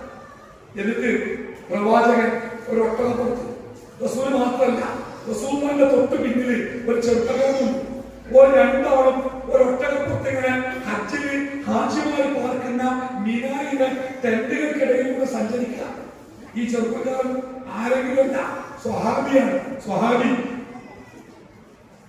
അങ്ങനെ റസൂൽ ഇങ്ങനെ ആൾക്കാരെ സംശയത്തെ തീർത്ത് തെറ്റുകളൊക്കെ തിരുത്തി കാര്യമൊക്കെ പറഞ്ഞിട്ട് ഇങ്ങനെ ചെയ്യണം ഇങ്ങനെ ചെയ്യരുത് എന്നൊക്കെ പറഞ്ഞ് ഓരോ കൂടെ നടക്കുമ്പോ ഒരു പെൺകുട്ടി പ്രവാചകന്റെ ഒട്ടകത്തിന്റെ മുമ്പിലേക്ക് വന്ന്, എന്നിട്ട് ആ പെൺകുട്ടി പ്രവാചകൻ സ്വല്ലല്ലാഹു അലൈഹി വസല്ലമയോട് ചോദിക്കുകയാണ്, റസൂലേ, എന്റെ ഉമ്മ മരിച്ചിട്ടുണ്ട്, എന്റെ ഉമ്മക്ക് ഹജ്ജ് ചെയ്യണമെന്ന് വലിയ ആഗ്രഹം ഉണ്ടായിരുന്നു, പക്ഷെ അത് ചെയ്യാൻ പറ്റിയില്ല.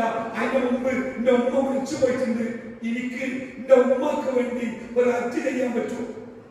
ആ കുട്ടിക്ക് രണ്ട് സങ്കടം. ഒന്ന് റസൂലുള്ള യാത്രയെ വെച്ച സങ്കടം, രണ്ട് മരിച്ചുപോയ ഉമ്മാനെ കുറിച്ചുള്ള സങ്കടം. ഈ സങ്കടത്തിലാണ് ആ പെൺകുട്ടി നിൽക്കുന്നത്. പ്രവാചകൻ സ്വല്ലല്ലാഹു അലൈഹി വസല്ലമ ആ പെൺകുട്ടിയുടെ ചോദ്യം സശ്രദ്ധം കേട്ട് ആ പെൺകുട്ടിക്ക് അതിന്റെ മറുപടി കൊടുക്കുമ്പോ റസൂലുള്ള ഒരു കാര്യം ശ്രദ്ധിച്ചു. എന്താണ്? പ്രവാചകന്റെ മുഖത്തേക്ക് നോക്കി സംസാരിക്കുന്ന ആ പെൺകുട്ടിയുടെ മുഖം ഇടയ്ക്കിടയ്ക്ക് പ്രവാചകന്റെ മുഖത്തിൽ നിന്ന് മാറി പ്രവാചകന്റെ പിന്നിലേക്ക് സഞ്ചരിക്കുന്നുണ്ട്. അല്ലെ? എന്റെ മുഖത്തേക്ക് നോക്കുന്ന ഒരാളെ നൃത്തത്തിൽ നോക്കിയാൽ എനിക്ക് മനസ്സിലാക്കുക. അപ്പൊ റസൂൽ നോക്കിയപ്പോ റസൂലുള്ളാഹിന്റെ പിറകിലുള്ള ആ ചെറുപ്പക്കാരനായ സ്വഹാബി ആ പെൺകുട്ടിയുടെ മുഖത്തേക്ക് നോക്കുക. ആ പെൺകുട്ടിയുടെ കണ്ണും ഈ ചെറുപ്പക്കാരന്റെ കണ്ണും എവിടെയൊക്കെയോ കൂട്ടിമുട്ടുന്നത് റസൂലുള്ളാഹി അറിയാം. ഏക സ്ഥലം? പാലക്കാട് ചന്തമല്ല, കോഴിക്കോട് മീൻചന്തയല്ല, എവിടെയാണ്? മീനയിലാണ്.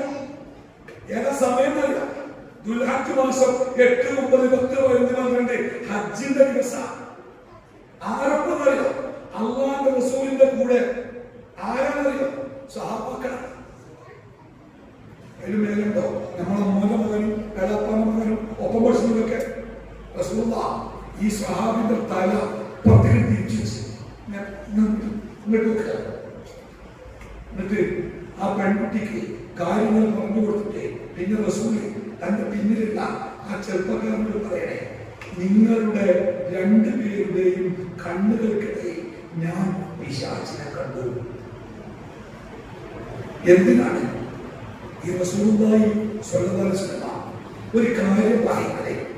പ്രവാചകന്റെ ജീവിതത്തിൽ ഒരു സംഭവം ഉണ്ടാകുന്നത് നമ്മൾക്ക് അല്ലാഹുവിന്റെ ദീന് പഠിപ്പിക്കാൻ അല്ലാഹു ഉണ്ടാക്കുന്ന സംഭവങ്ങളാണ്. ആ പ്രവാചകൻ പറയുന്ന വാക്കുണ്ടല്ലോ, ആ വാക്ക് പോലും അല്ലാഹുവിന്റെ വഹ്യ. എന്താ പറഞ്ഞേ? വമാ യൻതിഖു അനിൽ ഹവ ഇൻ ഹുവ ഇല്ലാ വഹ്യുൻ യൂഹാ. മതപരമായ ഒരു കാര്യം അല്ലാഹുവിന്റെ റസൂല് സ്വന്തം ഇഷ്ടപ്രകാരം പറയില്ല. റസൂലുള്ളാഹിന്റെ തീരുമാനം, റസൂലുള്ളാഹിന്റെ ചിന്ത, റസൂലുള്ളാഹിന്റെ ഐഡിയ അത് ദീനായിട്ട് റസൂൽ പറയില്ല. ദീനായിട്ട് റസൂൽ പറയണമെങ്കിൽ അല്ലാഹുവിന്റെ വഹി കിട്ടണം. ഇന്ന കാര്യം ആളുകൾക്ക് പറഞ്ഞു കൊടുക്കണം എന്ന് അല്ലാഹുവിന്റെ വഹി പഠിപ്പിക്കുമ്പോഴേ റസൂൽ അത് പറയുള്ളൂ. അപ്പൊ ഈ സംഭവം ഇത് അല്ലാഹുവിന്റെ വഹയായിട്ട് പഠിപ്പിക്കുക. എന്താ മനസ്സിലാക്കുന്നത്? അപ്പോൾ ഞാൻ പറയുന്നത് ഇസ്ലാം മതം അന്ന് പറഞ്ഞു ഒരാളും പെണ്ണും ഒരു കാരണവശാലും ഒരു സ്ഥലത്ത് ഒറ്റക്കാവരുത്, അങ്ങനത്തെ സാഹചര്യം ഉണ്ടാവരുത്. ഉണ്ടായാൽ അവർ എത്ര നല്ലവരാണെങ്കിലും അവർക്കിടയിലേക്ക് പൈശാചിക പ്രേരണ വരും. അന്ന് ഇസ്ലാമിന് കുറ്റം പറഞ്ഞു.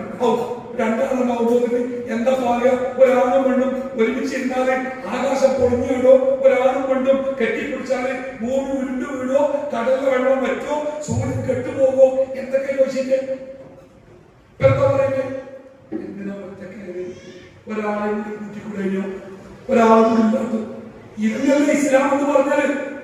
ഇപ്പൊ ഇന്നലെ മിനിഞ്ഞാന്ന് ഒരു സഹോദരി പറയണേ, സ്ത്രീകൾ ഇത്രയേറെ പീഡിപ്പിക്കപ്പെടാനുള്ള ഒരു കാരണം അവരുടെ വസ്ത്രധാരണമാണ്. അതുകൊണ്ട് മാന്യമായി വസ്ത്രം ധരിച്ചാൽ ഇത്ര പീഡിപ്പിക്കപ്പെടുക. എന്താ സഹോദരനോട് പറഞ്ഞേ? സഹോദരന്മാരെ, നിങ്ങൾ ശിരോവസ്ത്രം ധരിക്കുമ്പോ മാറുകൂടി മറക്കുന്ന രൂപത്തിൽ നിങ്ങളുടെ ജിൽബാബുകൾ നിങ്ങൾ വലിച്ചിടണം. മാറും തലമുറയ്ക്കുന്ന വസ്ത്രം കൊണ്ട് മാറും മറക്കുമ്പോ ഈ കവിളും ഈ കഴുത്തും മാറും ഒക്കെ പറയും. അങ്ങനെ വസ്ത്രം ധരിക്കണം. എന്തിനാണ്? നിങ്ങൾ ഉപദ്രവിക്കപ്പെടാതിരിക്കാൻ, നിങ്ങൾ തിരിച്ചറിയപ്പെടാൻ. എന്ത് തിരിച്ചറിയാൻ?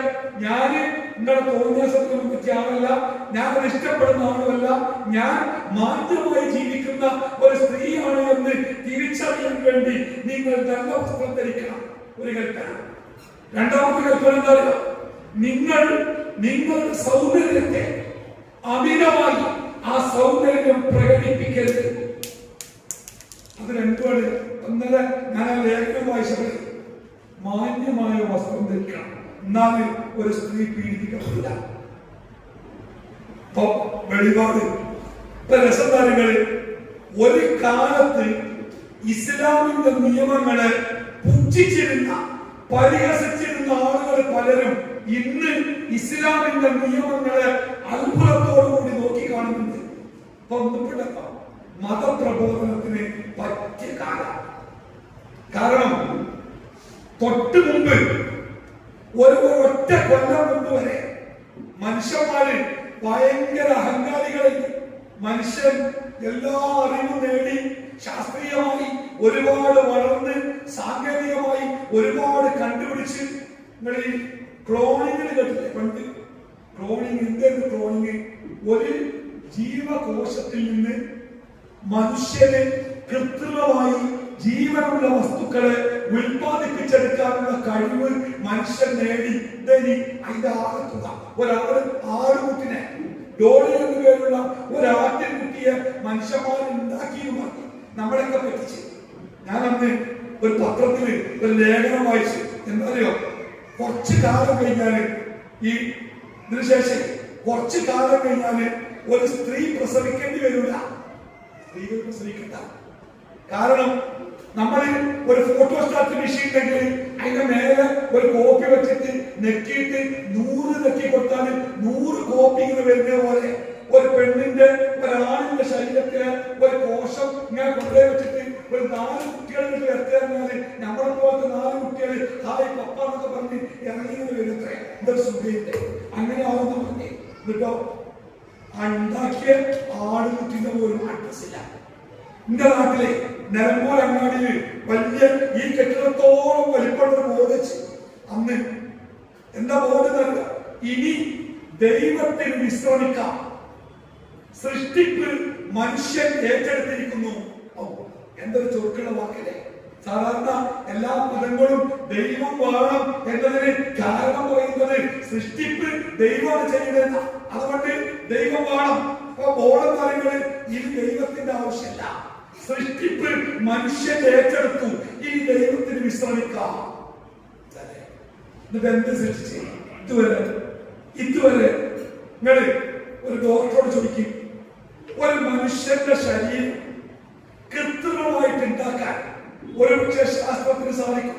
കാൽസ്യം, ഫോസ്ഫറസും അങ്ങനെ ഒരു 5-6 മൂലകങ്ങൾ കൂട്ടിച്ചേർത്താണ് ഈ മനുഷ്യനുണ്ടാക്കിയെന്ന ശാസ്ത്രം പറയുന്നത്. അങ്ങനെ ഒരു മനുഷ്യന്റെ ശരീരം ഒരുപക്ഷെ ഉണ്ടാക്കി വെക്കാൻ ശാസ്ത്രത്തിന് സാധിക്കും. പക്ഷേ ആ ഉണ്ടാക്കി വെച്ച മനുഷ്യനിൽ ഒരു ജീവന്റെ തുടിപ്പുണ്ടാക്കാൻ കഴിയാണ്. അതാണ് അല്ലാഹു തആല ഖുർആനിൽ വെല്ലുവിളിച്ചത്. ഈ ലോകത്ത് അല്ലാഹുവല്ലാത്ത സകല വസ്തുക്കളും പരസ്പരം സഹായിക്കട്ടെ. എന്നിട്ട് ഒരു ഈച്ചയെ, ജീവനുള്ള ഒരു ഈച്ചയെ, ആനൊന്നും വേണ്ട, ആനൊന്നും വേണ്ട, തിമിംഗലമുണ്ടാകണ്ട, ഒരു ഈച്ചനെ നിങ്ങളൊന്നുണ്ടാക്കും. ഇതുവരെ ഉണ്ടായിട്ടില്ല.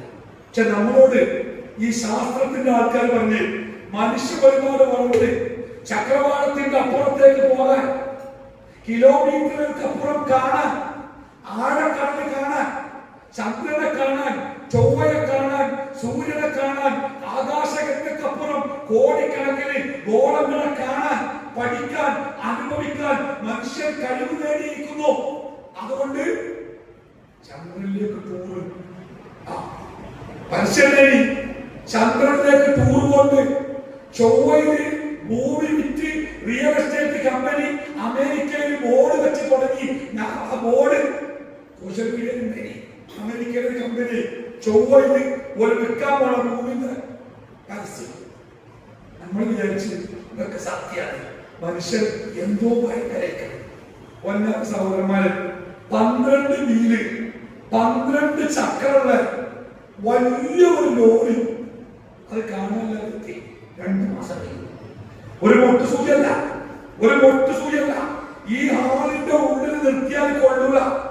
നമ്മുടെ നാട്ടില് എടവണ്ണ 10 PM കർണാടകത്തിന് വലിയ മഹാഗണിയുടെ മരങ്ങളുമായിട്ട് വരുന്ന ലോറികളെ എത്രയാണ് ലോറിയുടെ വലിപ്പങ്ങള് അരികയറ്റ മരം. ആ 12 വീലുള്ള ഒരു ലോറി, അത് നിറയെ മരം, അതിന്റെ ഉള്ളിൽ ഏറ്റവും സേഫായ ഒരു ക്യാബിന്റെ ഉള്ളിൽ ഊർജ്ജസ്വലനായ കഴിവുള്ള ഒരു ഡ്രൈവർ, അയാളുടെ കയ്യിൽ ആധുനികമായ മൊബൈൽ ഫോണ് കാണാനായിട്ട് 2 മാസമേ. അതിപ്പോ ഈ വലിയ കടലിൽ, ഈ ഭൂമിന്റെ 2 ഭാഗം കടലാണ്. ഈ കടലിൽ ഒരു സാധനം പോയാൽ എവിടെയൊക്കെ കണ്ടുപിടിച്ച, ഈ ഏക്കർ കണക്കിന് കാട്ടില് ഒരു സാധനം പോയാൽ എങ്ങനെ കണ്ടുപിടിച്ച? അങ്ങനെയൊന്നും അല്ലല്ലോ. GPS സംവിധാന പ്രകാരം ഇവിടെയാണ് ലോറി കാണാതായത്. ഒരു 50 മീറ്റർ ചുറ്റളവ് അവിടെ ഉണ്ട ലോറി. 50 മീറ്റർ, കിലോമീറ്റർ ഒന്നും താണ്ടണ്ട, ഒരു 50 മീറ്റർ ചുറ്റളവില് ആ ലോറി ഉണ്ട്. അവിടുന്ന് അങ്ങോട്ട് ആ ലോറി പോയിട്ടില്ല. ആ 50 മീറ്ററിന്റെ ഇടയിൽ ആ ലോറി എവിടെ കണ്ടുപിടിക്കാൻ നമ്മുടെ രാജ്യം, നമ്മുടെ രാജ്യം എന്ന് പറഞ്ഞാലേ ലോകത്തിൽ ശാസ്ത്ര സാങ്കേതിക രംഗത്ത് ഏറ്റവും മികവ് തെളിയിച്ച 4ാമത്തെ അല്ലെങ്കിൽ 5ാമത്തെ രാജ്യമാണ് ഇന്ത്യ. ഒരു അമേരിക്കയും ഒരു ചൈനയും ഒരു ജപ്പാനും ഒക്കെ കഴിഞ്ഞാൽ 4ഓ 5ഓ സ്ഥാനത്ത് ഇന്ത്യയുണ്ട്.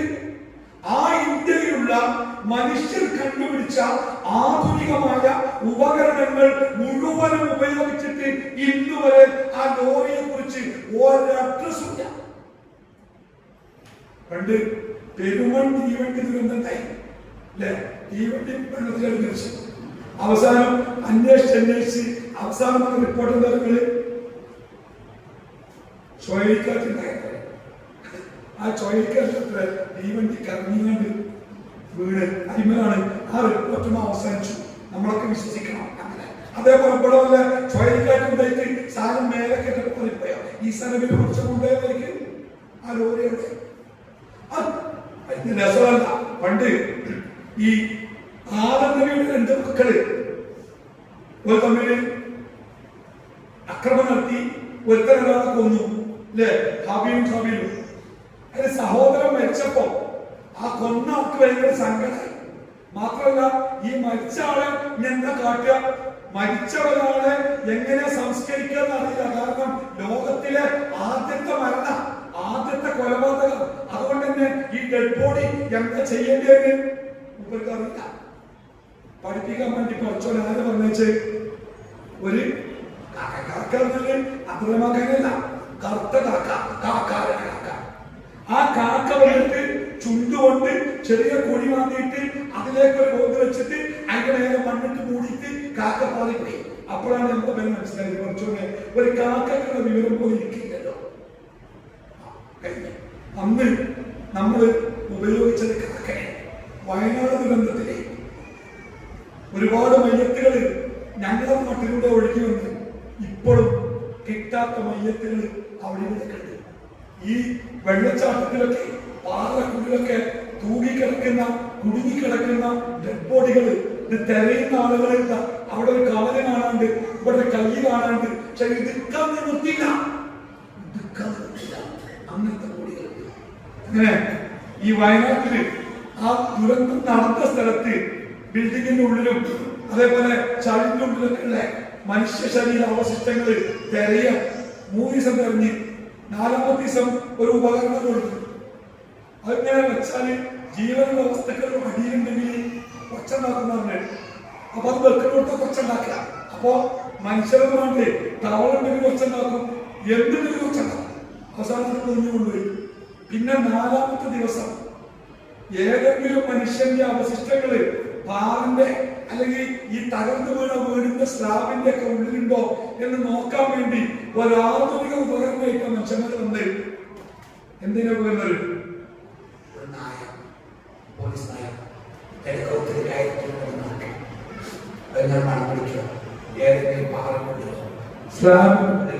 മനുഷ്യന്റെ അഴുകിയ ശരീരത്തിന്റെ മണുണ്ടെങ്കിൽ പോകും.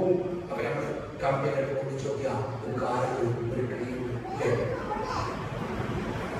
21 നൂറ്റാണ്ട് ജീവിച്ചിട്ട്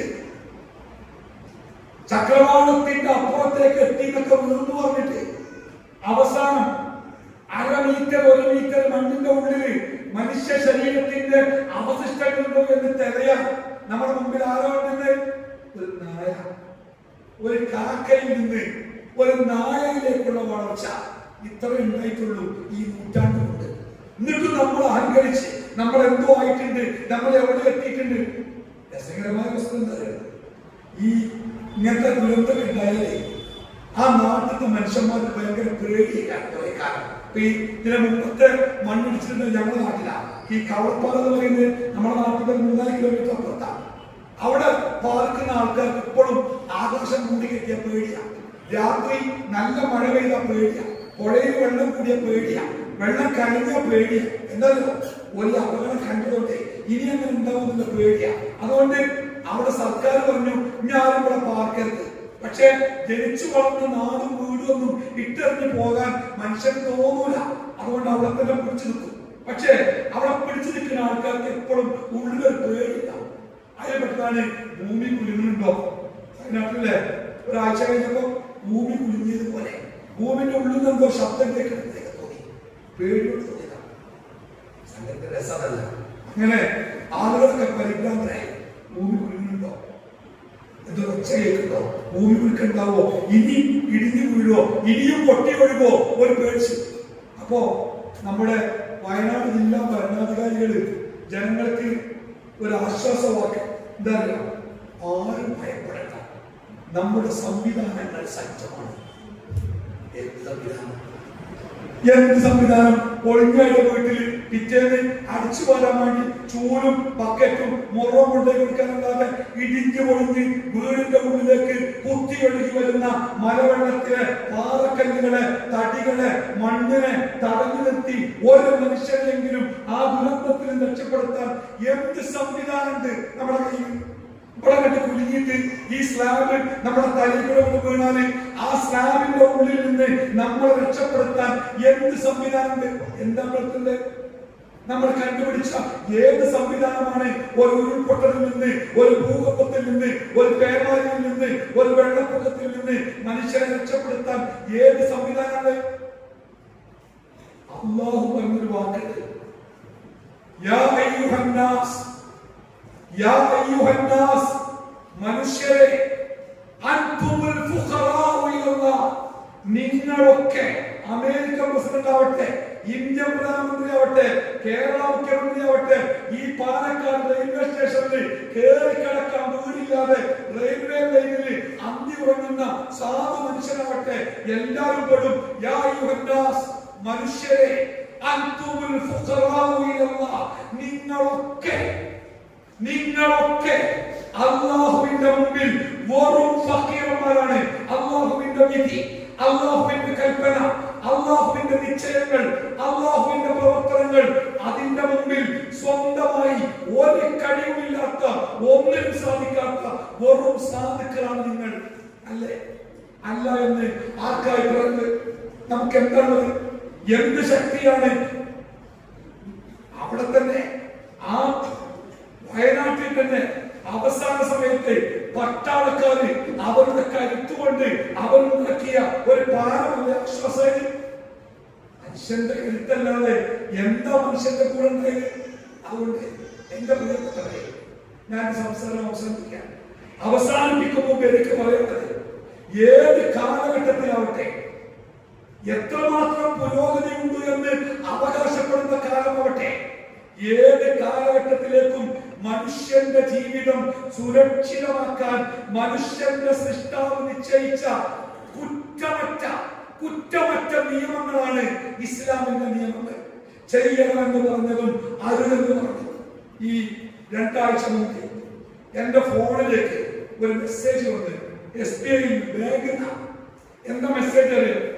നിങ്ങളുടെ അക്കൗണ്ട് വിവരങ്ങളോ പാൻ കാർഡ് വിവരങ്ങളോ ഏതെങ്കിലും നിങ്ങളുടെ രഹസ്യ നമ്പറുകളോ OTPയോ എന്തെങ്കിലും ചോദിച്ചുകൊണ്ടോ അന്വേഷിച്ചുകൊണ്ടോ ഒരു മെസ്സേജോ ഒരു ഫോൺ കോളോ നിങ്ങൾക്ക് വന്നാൽ എന്നെ വിളിച്ചിട്ട് പറയണേ, നിങ്ങളുടെ SBI അക്കൗണ്ടിൽ ഒരു ചെറിയ തിരുത്തൽ വരുത്താണ്ട്, അതുകൊണ്ട് ബാങ്കിൽ നിന്ന് വിളിക്കുകയാണ്, നിങ്ങളുടെ അക്കൗണ്ട് നമ്പർ ഒന്ന് പറഞ്ഞുതരോ എന്നൊരാള് ഫോണിലൂടെ എന്നോട് ചോദിച്ചാൽ ഞാൻ SBI മാനേജറാണ് എന്ന് പറഞ്ഞപ്പോൾ കൊടുക്കാൻ പാടില്ല. മാത്രമല്ല ഇപ്പൊ വേറെ തട്ടിപ്പോയി. എന്താണ്? ഞാൻ നിങ്ങളൊരാളെ വിളിക്കുകയാണ്, വീഡിയോ കോളോ വിളിക്കണേ.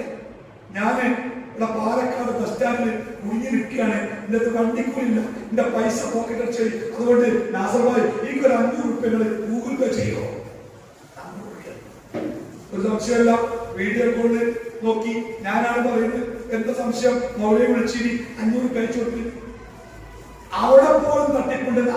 എന്റെ ഏതെങ്കിലും രംഗത്തുള്ള എന്റെ ഒരു വീഡിയോ അത് കട്ടെടുത്തിട്ട് ആ വീഡിയോയിൽ എന്റെ ശബ്ദം പോലെ മറ്റൊരു ശബ്ദം ആ വീഡിയോയിലേക്ക് കൂട്ടിച്ചേർത്ത് ഞാൻ സംസാരിക്കുന്ന പോലെ ഈ വീഡിയോയിലൂടെ നിങ്ങളോട് സംസാരിക്കുന്നതായി തോന്നിപ്പിച്ച് നിങ്ങളെ പറ്റിക്കാൻ സാധിക്കുന്നവരെ ബാപ്പ വിളിച്ചാൽ പോലും, ബാപ്പ വിളിച്ചിട്ടാണ് ആശുപത്രിക്ക് കുടിക്കുന്നത്, ഒരു 500 രൂപ അയച്ചോണ്ടെന്നത് അത് കട്ടാക്കുക. എന്നിട്ട് ബാപ്പാണ് നമ്പർ ഒന്ന് വിളിക്കാം. അല്ല ബാപ്പ നിങ്ങളെ എന്നെ വിളിച്ച്, അല്ല ഒന്നുമില്ല, സംശയത്തില്ലേ? ബാങ്കിൽ വന്ന മെസ്സേജ്, ഒരു കോളോ ഒരു മെസ്സേജോ വന്നാൽ അപ്പൊ തന്നെ അതിന്റെ പിന്നാലെ പോകരുത്. കാരണം ബാങ്ക് ഒരിക്കലും നിങ്ങളങ്ങനെ വിളിക്കുക.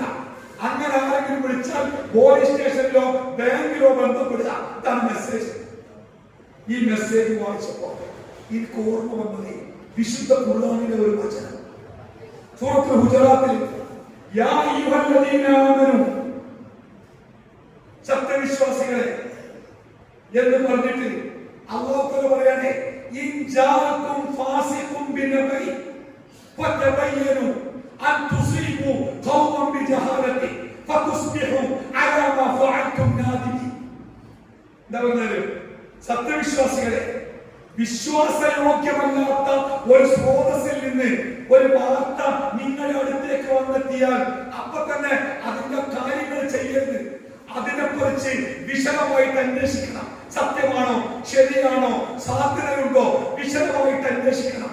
അതിനുശേഷം മാത്രമേ നടപടി എടുക്കാവൂ.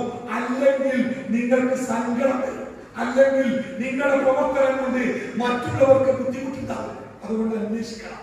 കുട്ടികള് ബാങ്കിൽ നിന്ന് 2 ആഴ്ച മുമ്പ് ആ മെസ്സേജ് വന്നത്. പക്ഷേ അല്ലാഹു തആല ആ മെസ്സേജ് നമുക്ക് തന്നിട്ട് 1400 ചില്ലാന കൊല്ലം കഴിയും.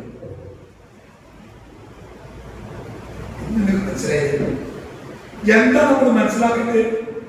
നമ്മൾ മനസ്സിലാക്കേണ്ടത് ലോകത്തിലെ മനുഷ്യന്റെ ജീവിതം ഈ ലോകത്തും നാളെ പരലോകത്തും സുരക്ഷിതമായിരിക്കുവാൻ മനുഷ്യന്റെ സൃഷ്ടാവ് നിശ്ചയിച്ച കൃത്യമായ നിയമങ്ങളാണ് ഈ നിയമങ്ങൾ.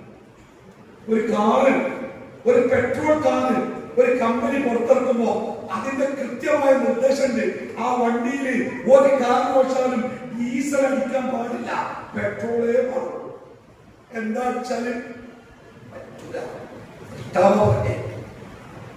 ഇനി ഒരൊറ്റ റസൂലുള്ളാഹി സ്വല്ലല്ലാഹു അലൈഹി വസല്ലം പഠിപ്പിച്ച ഒരൊറ്റ വചനം കൂടി നിങ്ങളെ കേൾപ്പിച്ച് ഞാൻ സംസാരം അവസാനിപ്പിക്കാം.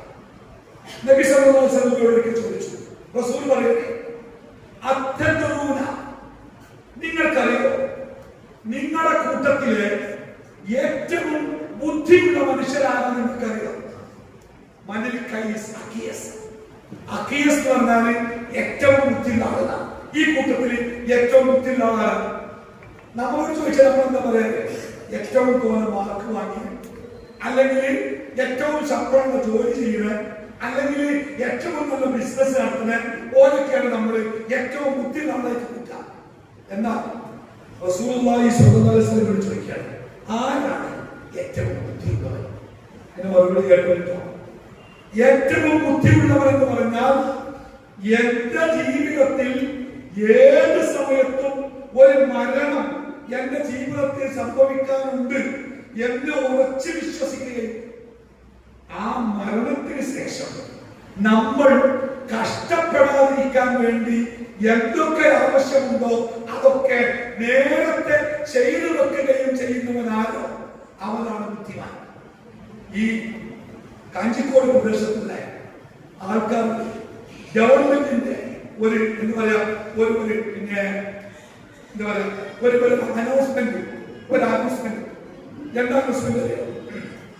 ഈ കാഞ്ചിക്കോട് ഭാഗത്തുള്ള ആളുകളെ ഒരു 50 കിലോമീറ്റർ അപ്പുറത്ത് തമിഴ്നാട്ടിലുള്ള ജനപ്പാർപ്പില്ലാത്ത ഒരു ഏരിയയിലേക്ക് മാറ്റാൻ പോകുക. ഇവിടെ കാഞ്ചിക്കോട് എന്തോ ഒരു വലിയ സംഭവം സംഭവിക്കാൻ പോകുന്നുണ്ട്. അതുകൊണ്ട് ഇവിടെയുള്ള മനുഷ്യന്മാരൊക്കെ തമിഴ്നാട്ടിലെ ഒരു ജനങ്ങളില്ലാത്ത ഒരു സ്ഥലത്തേക്ക് മാറ്റാൻ പോവുകയാണ്. അതുകൊണ്ട് എല്ലാവരും റെഡിയായി നിന്നോളി എന്ന അനൗൺസ്മെന്റ്. ചില ആൾക്കാരെന്ത് പറയാം, എല്ലാ സാധനവും സർട്ടിഫിക്കറ്റും റേഷൻ കാർഡും എല്ലാം പൊതിഞ്ഞ് ഭദ്രമാക്കി പൈസയൊക്കെ റെഡിയാക്കി വെച്ച് അവിടെ പോയാൽ പെട്ടെന്ന് ഭക്ഷണമൊന്നും കിട്ടൂല. അതുകൊണ്ട് വല്ല ഔലോ വല്ല മിച്ചറോ ഒക്കെ വാങ്ങി റെഡിയാക്കി ആവശ്യമായ വസ്ത്രങ്ങളൊക്കെ കെട്ടിപ്പൊതിഞ്ഞ് റെഡിയായിരിക്കും. എന്താണ്, എപ്പോഴാണോ പോകാൻ പറയുന്നത് അപ്പൊ പോകണം. ചില ആൾക്കാര് അത് വരുമ്പോഴല്ലേ പെട്ടെന്ന് സർക്കാർ നിർദ്ദേശം എല്ലാവരും പെരിയിൽ ഇറങ്ങിക്കോളി, പട്ടാളക്കാരെ ഇറങ്ങിക്കളെ തോക്ക് ചൂണ്ടി ഇറങ്ങിക്കോളി. ഒട്ടുടുത്ത തുണിയല്ലാതെ ഒരു വസ്തു ഇല്ലാതെ കുറെ ആൾക്കാർ അവിടെ എത്തി. പട്ടിണി. ബുദ്ധിയുള്ളവർ നേരത്തെ ഒരുങ്ങും. റസൂൽ പറയാണ്, നിങ്ങളുടെ കൂട്ടത്തിലെ ബുദ്ധിമാൻ എന്ന് പറഞ്ഞാൽ മരിച്ചു കഴിഞ്ഞാലുള്ള ജീവിതത്തിൽ ഞാൻ ഒറ്റക്കാണ്, അവിടെ ഞാൻ കഷ്ടപ്പെടാൻ പാടില്ല, അതുകൊണ്ട് ഞാൻ നേരത്തെ റെഡിയായി നിൽക്കണം, തെറ്റുകളില്ലാത്ത ഒരു ജീവിതം. ബുദ്ധിമാൻ. അടുത്ത വാക്കുകൾ, നിങ്ങളുടെ കൂട്ടത്തിൽ ഏറ്റവും വിഡ്ഢിയായ, ദുർബലനായ, പടുവിഡ്ഢിയായ മനുഷ്യനാരെങ്കിലും ഈ ജീവിതത്തിൽ എന്താണോ ഓന് തോന്നുന്നത് അതൊക്കെ ചെയ്യും. ശരിയോ തെറ്റോന്നില്ല, ഒക്കെ ചെയ്യും. അത് മാത്രമല്ല, ഓന്റെ മനസ്സിൽ അപകടകരമായ ഒരു വിശ്വാസം. എന്താണ്? ഇന്നെ പടച്ചോൻ ശിക്ഷിക്കുക. എങ്ങനെ? ഞാൻ ഈ തെറ്റ് ചെയ്താലൊന്നും അതിന്റെ പേരിലൊന്നും പടച്ചോൻ ഇന്നെ ശിക്ഷിക്കൂല. ഞാൻ പടച്ചോന്റെ സ്വന്തം ആളല്ലേ. ഈ നരകത്തെ പറ്റിയൊക്കെ പ്രസംഗിക്കുമ്പോഴേ ചില ആൾക്കാര് അങ്ങനെ തന്നെ വേണം, ഓർക്ക് അങ്ങനെ തന്നെ വേണം. ആരാണ് ഓര്? നമ്മുടെ നരകത്തിന്റെ പുറത്ത് അല്ല പറയണം, നിങ്ങൾ ആരും നരകത്തിലൂടെ വന്ന് നമ്മളെ നരകത്തിലൂടെ വന്ന് അല്ല ഉറപ്പ്. അങ്ങനെയാണെങ്കിൽ നമുക്ക് എന്തു ചെയ്യാം? പക്ഷെ മനസ്സിന്റെ ഉള്ളില് ഒരു തെറ്റായ ധാരണ, ഞാൻ തെറ്റാ കുഴപ്പമില്ല, ഇന്നെ പ്രശംസിക്കൂല. കളവ് പറയുന്നത് തെറ്റാണ്. പിന്നെ നമ്മളെന്താ കളവ് പറയുന്നത്? പരദൂഷണം പറയുന്നത് തെറ്റാണ്. പിന്നെ നമ്മളെന്താ? കുഴപ്പമില്ല. ചതിക്കൽ തെറ്റാണ്. നമ്മളെന്താ? കുഴപ്പമില്ല. പലിശ വാങ്ങലും കൊടുക്കലും തെറ്റാണ്. പിന്നെ നമ്മൾ അത് കുഴപ്പമില്ല. നമ്മൾ പടച്ചോന്റെ സ്വന്തം ആളല്ലേ. പടച്ചോൻ ഈ ഈ സ്വർഗമൊക്കെ ഉണ്ടാക്കി ആ സ്വർഗത്തില് സ്വർഗത്തിന്റെ കസേരയൊക്കെ ഉണ്ടാക്കിയിട്ടത് നമ്മക്ക് ഇരിക്കാനല്ലേ? നമ്മളെന്തിനാ നരകത്തെ പേടിക്കണേ എന്ന ഒരു ചിന്ത തലയിൽ കൊണ്ടുവരുന്ന കുറെ ആൾക്കാർ. നമുക്കൊരു ചിന്ത എന്താ, നമ്മളൊക്കെ നരകത്തിൽ പോയാൽ ഈ കാഞ്ചിക്കോട്ടിന്ന് പിന്നെ ആരെ സ്വർഗത്തിലുണ്ടാകും? നമ്മൾ നരകത്തിൽ പോയാല് പിന്നെ ആരാ ഈ നാട്ടിൽ സ്വർഗത്തിലുണ്ടാകാതെ നമ്മൾ ചോദിക്കണേ? ഒരു അപകടകരമായ ആത്മവിശ്വാസം. ആ ആത്മവിശ്വാസമാണ് എല്ലാ തോന്നിയ കാരണം. പ്രിയപ്പെട്ടവരെ, അവസാനത്തെ വാക്ക് അവസാനിക്കട്ടെ. നമുക്ക് അപകടത്തെ പേടിയാണ്. ഒരു വാഹനത്തിൽ പോകുമ്പോൾ അപ്പുറത്തൊരു വണ്ടി പെട്ടെന്ന് ദിശ മാറി വന്നാല് ആകപ്പാട് കാണാൻ എന്തായോ അപകടത്തിൽപ്പെട്ടാൽ അതിന്റെ മുറിവ്, വേദന, ഇടങ്ങേറ്, രോഗം നമ്മൾ പരിശോധിച്ചിട്ട് ഡോക്ടർ പറയണേ അതെ അതിന്റെ റിസൾട്ട് അറിയാൻ വേണ്ടി നിരന്തരത്തേക്ക് ഒന്ന് അയച്ചിട്ടുണ്ട്. ഒരാഴ്ച കഴിഞ്ഞ് റിസൾട്ട് വരുന്നു പറഞ്ഞാലേ നമ്മുടെ ഉള്ളിൽ ഒരു പേടിയല്ലേ? എന്തൊരു പേടിയാ! എന്റെ ആ രോഗമൊക്കെ വന്നാലേ ഭയങ്കര ഇടങ്ങേറാണ്. സഹോദര, ഈ ലോകത്തിൽ നമ്മൾ ഈ പേടിക്കണേ രോഗാവട്ടെ, അപകടമാവട്ടെ, പട്ടിണിയാവട്ടെ, ശത്രുവാവട്ടെ, ഉപദ്രവമാവട്ടെ, എന്താവട്ടെ, അതുകൊണ്ട് ഉണ്ടാകുന്ന വേദന ഉണ്ടല്ലോ, അത് ഒന്നുകിൽ അത് നമുക്ക് ആശ്വസിപ്പിക്കാൻ പറ്റും, അല്ലെങ്കിൽ ഒരു മരുന്നൊക്കെ കുത്തിവെച്ചാലേ ആ വേദന അറിയില്ല. ഇനി അതും അല്ലെങ്കിൽ മരിച്ചാൽ നല്ല വേദന. ഒരു വീട്ടിൽ നിന്ന് മെറ്ററിന് വീട്ടെ ഒരു കമ്പി, വീടിന്റെ ഒരു കമ്പി ഇതിലെ കുത്തിയിട്ട് ഇതിലെ പുറത്തേക്ക് കൊടുത്ത ഒരാളെ ഇവിടെ ആശുപത്രിക്ക് വന്നിക്കാം. ആർക്ക് കണ്ടാലും ബേജാറ, എന്തൊരു പേടിയുണ്ട്. അതിന്റെ ഇടയ്ക്ക് കേട്ട് മരിച്ചോ അൽഹംദുലില്ലാഹ് പറഞ്ഞ് എന്തായാലും ആ ഇടങ്ങേറാണ് വേദന. ഒരു വണ്ടിയിൽ കൊണ്ടുപോകാൻ വെക്കണ്ട, വന്ന ഹോസ്പിറ്റലിൽ സർജറി ഇല്ല, ഡോക്ടർക്കൊന്നും ചെയ്യാനില്ല, ആകപ്പാടെ വേദന. ഇയാളാണ് ഈ കിടന്ന് പേടിയ. അതിന്റെ ഇടയ്ക്ക് പറഞ്ഞു ആള് രക്തം വാർന്ന് മരിച്ചു. ഇനി വേദന ഉണ്ടാവില്ല, മരിച്ചില്ലേ? ഈ ലോകത്തുള്ള ഏത് വേദനയും മരണത്തോടു കൂടി തീരും. പക്ഷേ മരണത്തോടു കൂടി ആരംഭിക്കുന്ന വേദന, മരണത്തിന്റെ മലക്ക് നമ്മുടെ റൂഹിനെ പിടിക്കാൻ നമ്മുടെ കൺവെട്ടത്ത് വന്നിരിക്കുന്ന ആ ഇരിക്കുന്ന സമയം മുതൽ നമ്മൾ അനുഭവിക്കുന്ന അതിശക്തമായ ഒരു വേദനയുണ്ട്. അത് തീരൂല, മരിച്ചാലും തീരൂല. മയ്യത്തായി ഖബറിലും ബർസഖിലും മഹ്ശറിലും പിന്നെ നരകത്തിലും അറ്റമില്ലാത്ത വേദന. നരകത്തിൽ കിടന്നിട്ട് നരകത്തിന്റെ ശിക്ഷയുടെ വേദന സഹിച്ച് സഹിച്ച് സഹിച്ച് ഇടനീളായിട്ട് അങ്ങേയറ്റത്ത് അവസാനം നരകത്തിലെ മനുഷ്യന്മാരൊക്കെ യോഗം കൂടിയിട്ട് നരകത്തിന്റെ കാവൽക്കാരനായ മാലിക് എന്ന് പറഞ്ഞ മലക്കിന്റെ അടുത്ത് വരുന്ന യാ മാലിക്, മാലിക് ഇത് പറയണേ, ഈ എന്റെ അള്ളാഹിനോട് ഒരു കാര്യം പറയാം, ഈ എന്റെ റബ്ബിനോട് ഒരു കാര്യം പറയാം, ഞങ്ങളെ ഒന്ന് മരിപ്പിച്ച് തരാൻ പറയാം. ഞങ്ങൾക്ക് ഇത് ജീവിക്കണ്ട, സഹിക്കണില്ല, വയ്യ, ഞങ്ങളെ ഒന്ന് മരിപ്പിച്ചു തരാൻ നീ നിന്റെ റബ്ബിനോടൊന്ന് പറയാം. അപ്പോ മാലിക് എന്ന മലക്കുകളുടെ വാക്കുണ്ട്. എന്താ നിങ്ങളെന്ത് പൊട്ടന്മാരാണ്?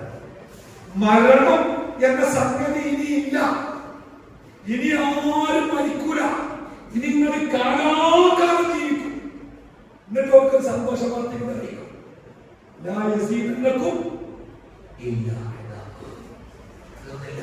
നിങ്ങൾക്ക് ഓരോ ദിവസം കൂടുന്തോറും ശിക്ഷ ഇങ്ങനെ കൂട്ടി തരില്ലാതെ കുറയാനുള്ളൊരു സംഭവം നിങ്ങളുടെ ജീവിതത്തിൽ ഇല്ല. നമുക്ക് നല്ലൊരു അസുഖമുണ്ട്, കഴിച്ചിലാവൂല, അങ്ങനത്തെ അസുഖമാണ്.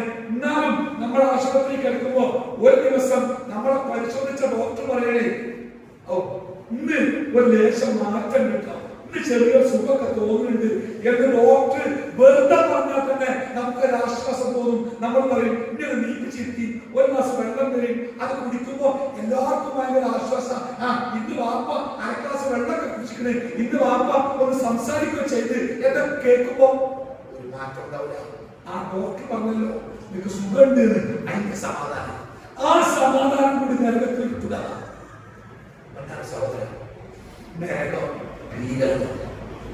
നരകം ഭീകരമാണ്. നമ്മുടെ ജീവിതത്തിൽ ഞാനും നിങ്ങളും ഏറ്റവും ഏറെ പേടിക്കേണ്ടത് ആ നരകത്തെയാണ്. ആ നരകമാവട്ടെ പടച്ച റബ്ബ് പറഞ്ഞത്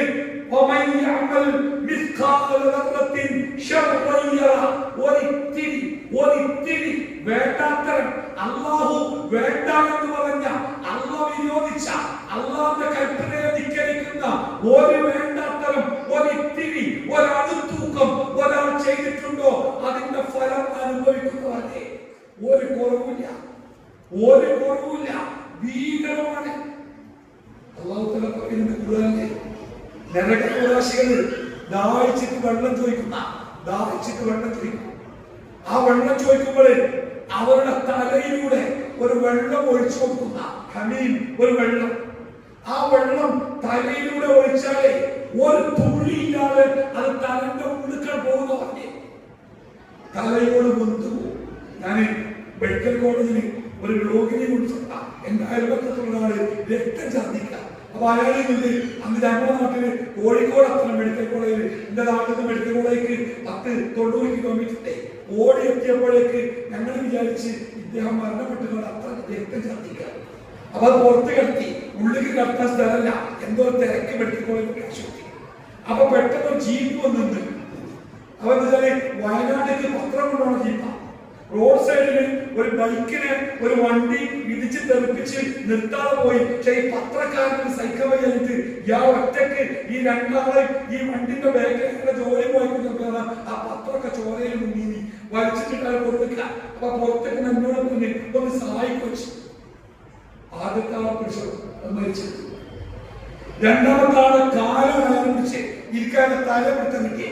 ഞാൻ അയാളെ തല പിടിക്കുമ്പോഴേ ഈ തലന്റെ ബാക്കിലുള്ള ഭാഗമുണ്ടല്ലോ അതില്ല, എന്റെ കയ്യിൽ തലന്റെ ഉൾക്കണ്ടി.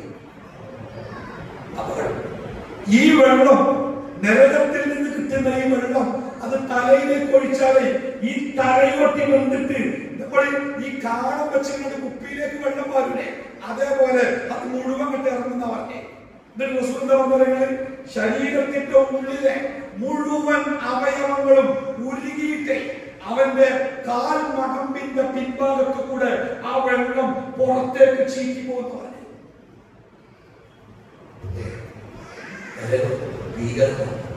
അതുകൊണ്ട് വിശുദ്ധ ഞാൻ ഓരോ സാധ്യതായിരുന്നു കള്ളുകുടിക്കുന്ന മനുഷ്യന്മാരെ എന്നല്ലോ പഠിച്ചോ വിളിച്ചത്, വ്യഭിചരിക്കുന്ന മനുഷ്യന്മാരെ എന്നുമല്ല വിളിച്ച് അർത്ഥം മുഅ്മിനീങ്ങളെ ഇത്തഖുല്ലാഹ, നിങ്ങൾ അല്ലാഹുവിനെ ശരിക്ക് സൂക്ഷിക്കണം കേട്ടോ. ഓരോരുത്തരും തന്റെ നാളെ ഞാൻ ഒറ്റക്കാവുന്ന ദിവസം പടച്ച റബ്ബിന്റെ മുമ്പിൽ എന്റെ ജീവിതത്തിന്റെ കണക്ക് പറയുന്ന ആ ദിവസത്തെ നിങ്ങൾ ഓർക്കണം. നിങ്ങൾ അല്ലാഹുവിനെ സൂക്ഷിക്കണം. ആ ദിവസത്തേക്ക് എന്തൊരുക്കമാണ് നിങ്ങൾ ഒരുങ്ങിയത്. നന്മകൾ വർദ്ധിപ്പിച്ച് തിന്മകളെ ഇല്ലാതാക്കി എന്തൊരുക്കം നിങ്ങൾ ഒരുങ്ങിയിട്ടുണ്ട്. അല്ലാഹുവിനെ സൂക്ഷിക്കണം. അല്ലാഹു നിങ്ങളുടെ പ്രവർത്തനങ്ങളെ സൂക്ഷ്മമായി അറിയുന്നവനാണ്. അതുകൊണ്ട് ഒരു തെറ്റിനെയും ചെറുതായി കാണരുത്, ഒരു തെറ്റിനെയും നിസ്സാരമാക്കരുത്. കാരണം നരകത്തിലെ ഏറ്റവും ചെറിയ ശിക്ഷണങ്ങള് നമ്മുടെ തെറ്റിന് നരകത്തിൽ കിട്ടുന്ന ഏറ്റവും ചെറിയ ശിക്ഷണങ്ങള് വെയിലത്ത് നിർത്തിയാണ് താക്കീത് എന്നല്ല. അല്ലാഹുവിന്റെ ഹബീബ് പറഞ്ഞത് ഒരു ചെരുപ്പ് കാലും ഇട്ട് കൊടുക്കുന്നല്ല, ഇട്ട് തരും. നമ്മുടെ ജീവിതത്തിൽ എല്ലാ തെറ്റും പടച്ചോൻ പുറത്തു നിന്ന് ഒരു ചെറിയ തെറ്റ്, ഉമ്മാനെ ചീത്ത പറഞ്ഞ് ബാപ്പാനെ ചീത്ത പറഞ്ഞ് ഒരു തെറ്റ് നമ്മുടെ ജീവിതത്തിൽ ബാക്കി കൊടുക്കാത്തതുണ്ടെങ്കിൽ എത്തും നമ്മൾ നരകത്തിൽ. ആ നരകത്തിലെ ഏറ്റവും ചെറിയ ശിക്ഷണങ്ങൾ ഈ ചെരുപ്പിടുന്ന ആ ചെരുപ്പിട്ടാലേ ആ ചെരുപ്പിന്റെ ചൂട് കൊണ്ട് കാലിന്റെ ഉൾഭാഗം വെന്ത് അവന്റെ തലച്ചോറിങ്ങനെ തിളച്ചിട്ട് ആവി ഇങ്ങനെ പുറത്തേക്ക് വരുന്ന മുട്ടുകുറ്റിന ആവികളുടെ നരകത്തിലെ ചെറിയ ശിക്ഷ ആവോ നമുക്ക് താങ്ങാൻ കഴിയും നമുക്ക്. അതുകൊണ്ട് നമ്മുടെ ജീവിതത്തിൽ ചെറുതായിട്ടുള്ള ഒരു തെറ്റ് സംഭവിക്കാതിരിക്കണം. നമ്മുടെ പ്രിയപ്പെട്ടവരുടെ ജീവിതത്തിൽ തെറ്റുകൾ ഉണ്ടാവാതിരിക്കാൻ ശ്രദ്ധിക്കുക. ഇനി എങ്ങനെയൊക്കെ ശ്രദ്ധിച്ചാലും തെറ്റ് സംഭവിക്കും. ആദമിന്റെ മക്കളാണ് തെറ്റുണ്ടാവും.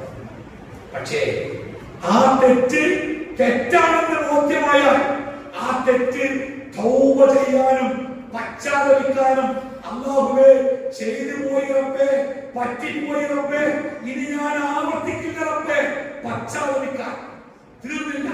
നന്മകൾ ധാരാളം ധാരാളം ചെയ്യാൻ കുറ്റബോധത്തോടെ നന്നാവാൻ നമുക്ക് സാധിക്കണം. ശ്രദ്ധിക്കണം, ശ്രമിക്കണം, അതിനുവേണ്ടി പ്രാർത്ഥിക്കണം. അല്ലാഹു നമ്മളെ അനുഗ്രഹിക്കുമാറാവട്ടെ. അല്ലാഹുവിന്റെ കൽപ്പനകൾ പാലിച്ചു ജീവിക്കുന്ന യഥാർത്ഥ മുത്തഖികളാവാൻ അല്ലാഹു നമുക്ക് എല്ലാവർക്കും സൗഭാഗ്യം നൽകുമാറാവട്ടെ.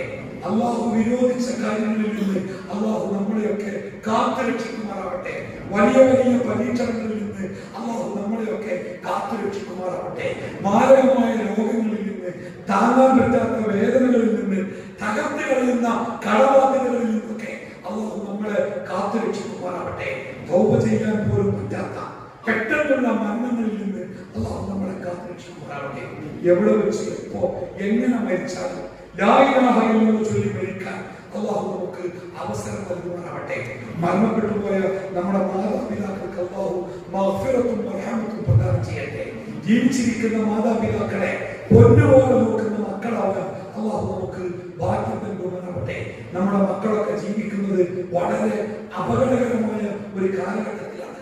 നമ്മളെ സ്നേഹിക്കുന്ന, നമ്മളെ ആദരിക്കുന്ന, നമ്മളെ അനുസരിക്കുന്ന, നമുക്ക് വേണ്ടി പ്രാർത്ഥിക്കുന്ന സ്വാലിഹായ മക്കളായി നമ്മുടെ മക്കളെ വളർത്താൻ അല്ലാഹു നമുക്ക് അവസരം നൽകുമാറാവട്ടെ. റബ്ബനാ ആതിനാ ഫിദ്ദുനിയ ഹസന വഫിൽ ആഖിറതി ഹസനതൻ വഖിനാ അദാബന്നാർ.